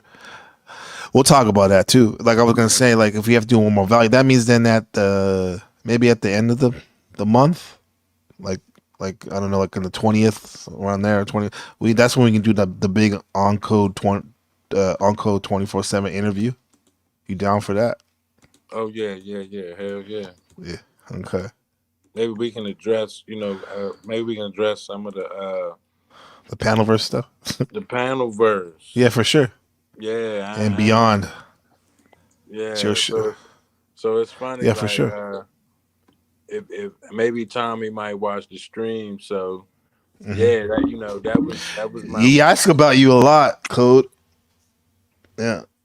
I mean, I would give him another roll at the dice. We can put that out there. We can try it again, Tommy. I mean, we're not in the best of terms right now, me and Tommy. But if you need a facilitator, I guess we can do it. Just like I said, for him and anyone else, even you. But like there's certain things that need to be. You know what I mean? We ain't going crazy, type of shit. But yeah. We might need structure because I'm not about to sit here and I can be long-winded, so I know what long-winded is. So I'm not about to sit through no long-winded shit, and I'm not about to keep cutting each other off. I feel you on that, yeah. I say the rules to the fight. Somebody gonna have to mute the mics, and it's gonna have to be like battle rap. Back and forth. Yeah. Give me 30 seconds or 60 seconds, get my shit off, then mute me, then give your chance and get your point for 60 seconds, and then mute his ass. And we could do that for 2-3 hours. Yeah. Exactly, yeah. I was trying to do that the other day when shout out to J and K in the chat from the Hyperspace Discord, our Discord. And I was actually meeting Jay and giving Tommy a chance to talk, but then I muted him and this guy lost his mind. Hold on.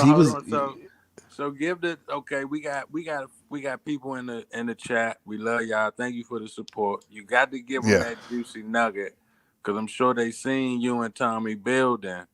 So people want to know why y'all not on good terms. What happened?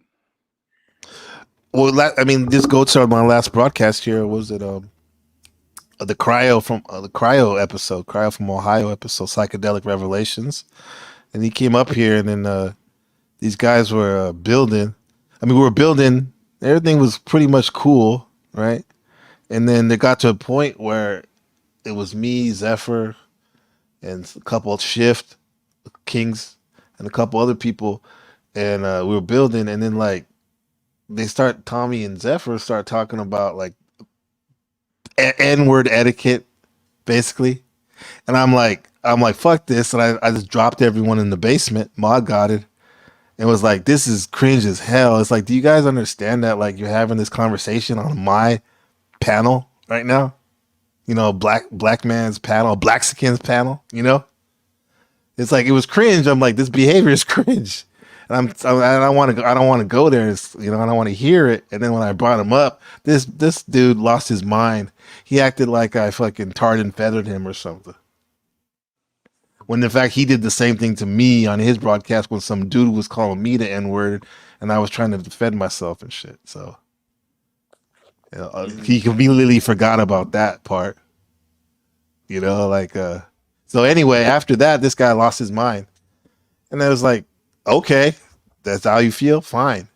And then and I didn't even mention him. I'm talking about him right now because you asked, chat asked, but because if I don't talk about you, that says something. That's how that's when you really don't want to deal with somebody, right? You don't bring them up even when you're trying to talk shit or whatever, move on. But I heard him the other day on his broadcast. He looked up in the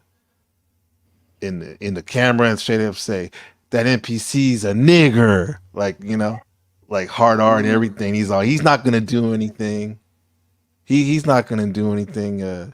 Come over here, take a plane. But he don't know who I know, who I used to roll with, or who do currently roll. The point is, I never agreed with him saying that word, right? My thing was just don't say that shit around me or ever on my platform, right? And as you said a couple other people, you need to watch your back because that motherfucker can turn on you at any time, right? So, I'll put my 2 cents on it. I don't. This is a trigger for me. Like Mm-hmm. once I know you using that word, you kind of and you on that side of the Right. line. I see you as opposition, right? Mm-hmm. Yeah. And you know when you making threats, you know what I mean. You talking about gunfire and you talking about meeting up.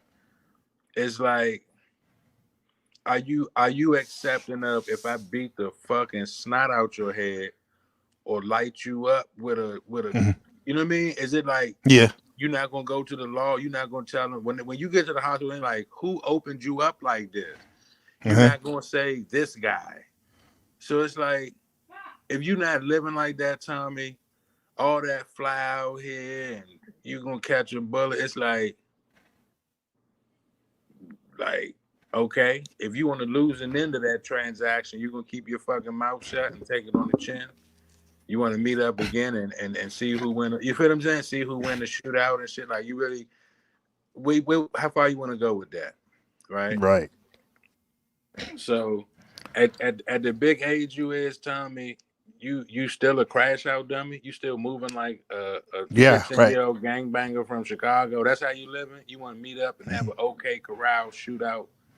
You want to meet up and throw hands. Mm-hmm. You know what I mean? You don't know these people on the internet. People could have some hands. You know what I mean? You not gonna Right. fly out like you said. You don't know if he knows somebody where you stay at in town. Exactly. I You feel do, me? but that's another subject. Yeah.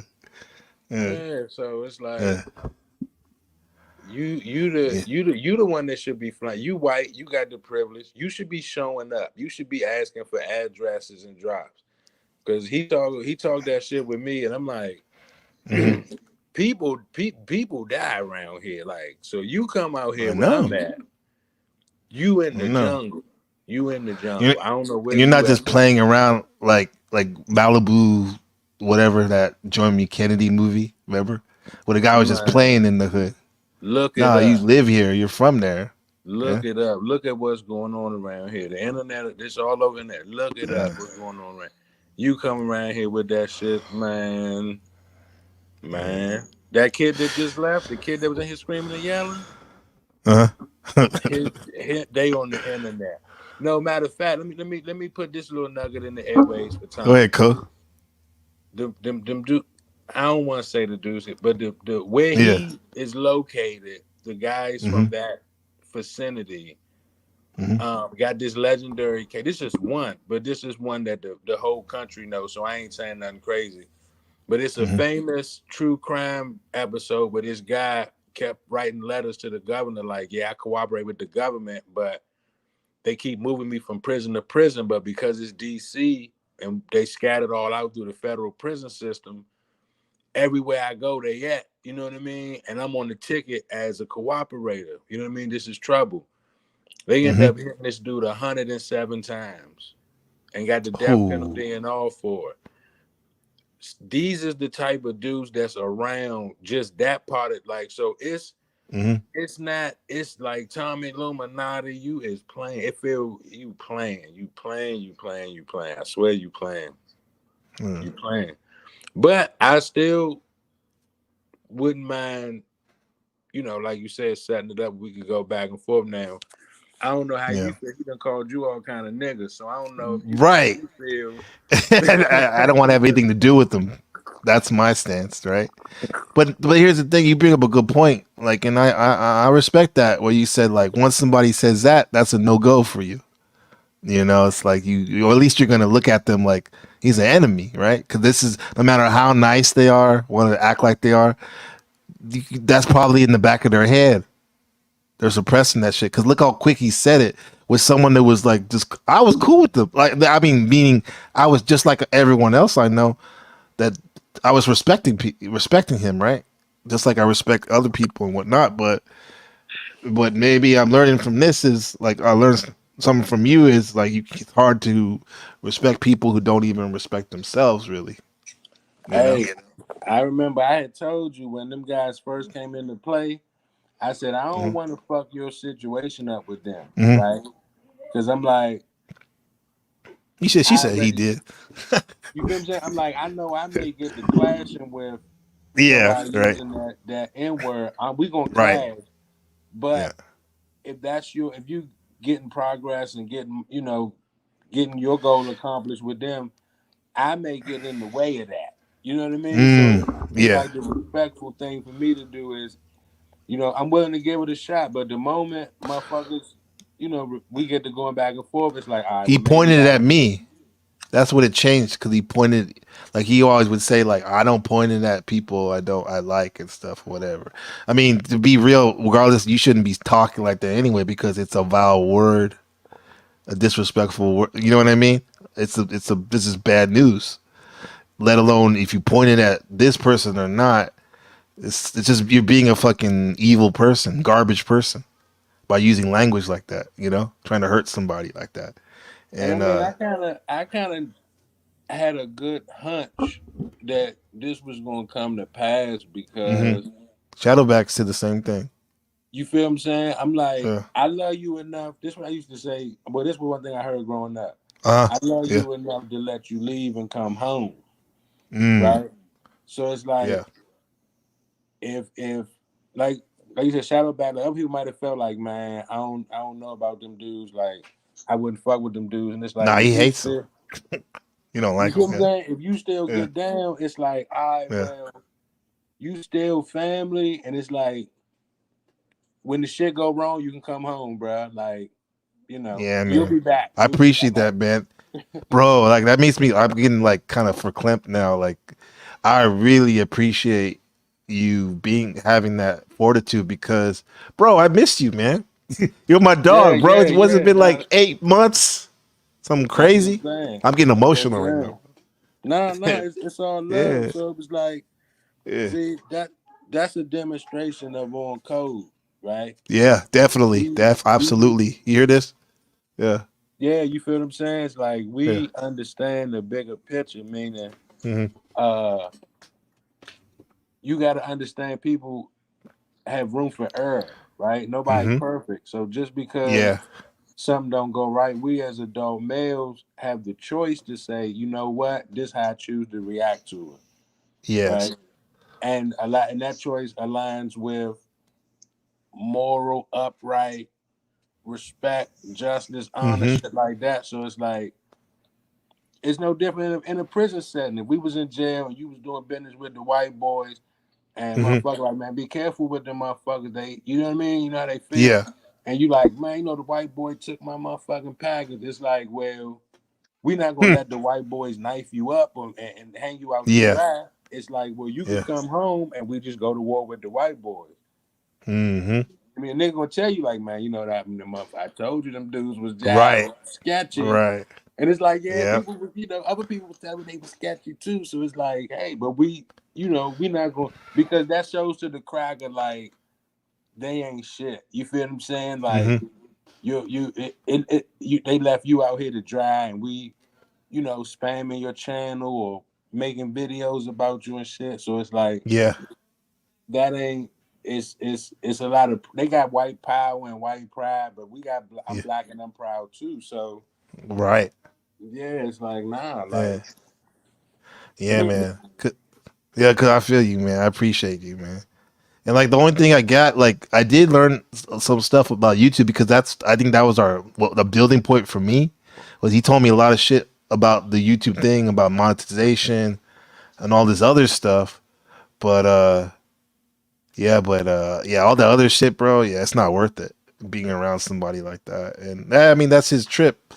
I just don't want to be around him anymore, man. I'm not gonna just like your friend. He was disrespectful to me in a sense. Like, mm-hmm. and I'm not saying I don't want to talk if he wants to, like, bro, because like I said, if he's your friend for that, he has to be like interesting person and a cool person. So that's that. But like, I'm not at this point. I got too many good people around me to deal with that shit. And I think this is one of my last. Well, not my last lesson. Who knows? But you know what I mean. This was definitely a big tipping point for me to like really look at who's really your fam. You know. And I Yeah, appreciate I you mean, standing on see, code, this the man. thing. Let me say this Yeah. to white people that might be listening to this. Yeah. It's not about race in the real conscious community, it's not about race, right? Yeah. Really, it's not. True, right? It's more like this structure of anonymous.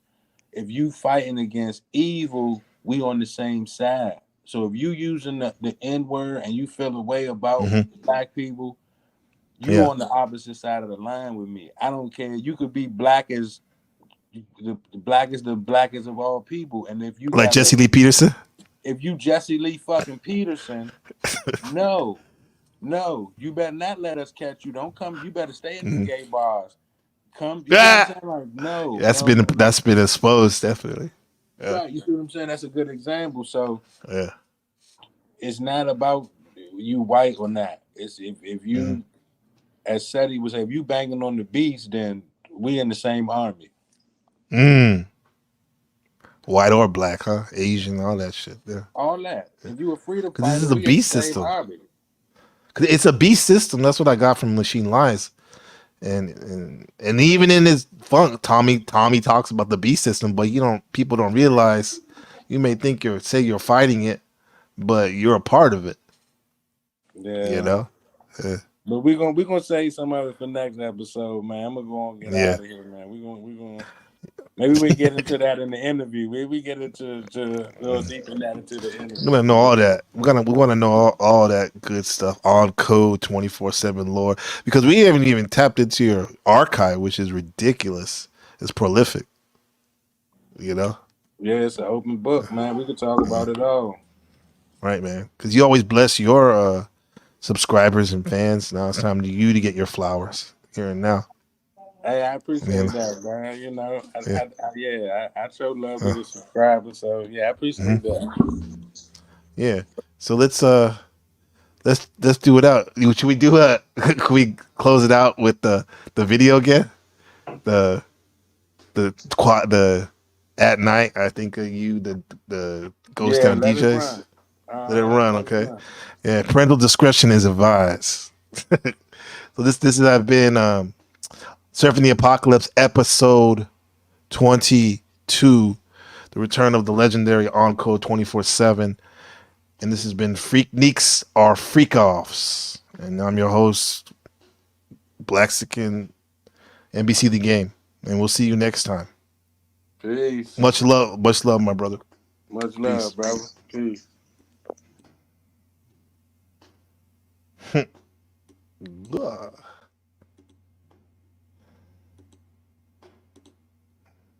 Let's go back. Night,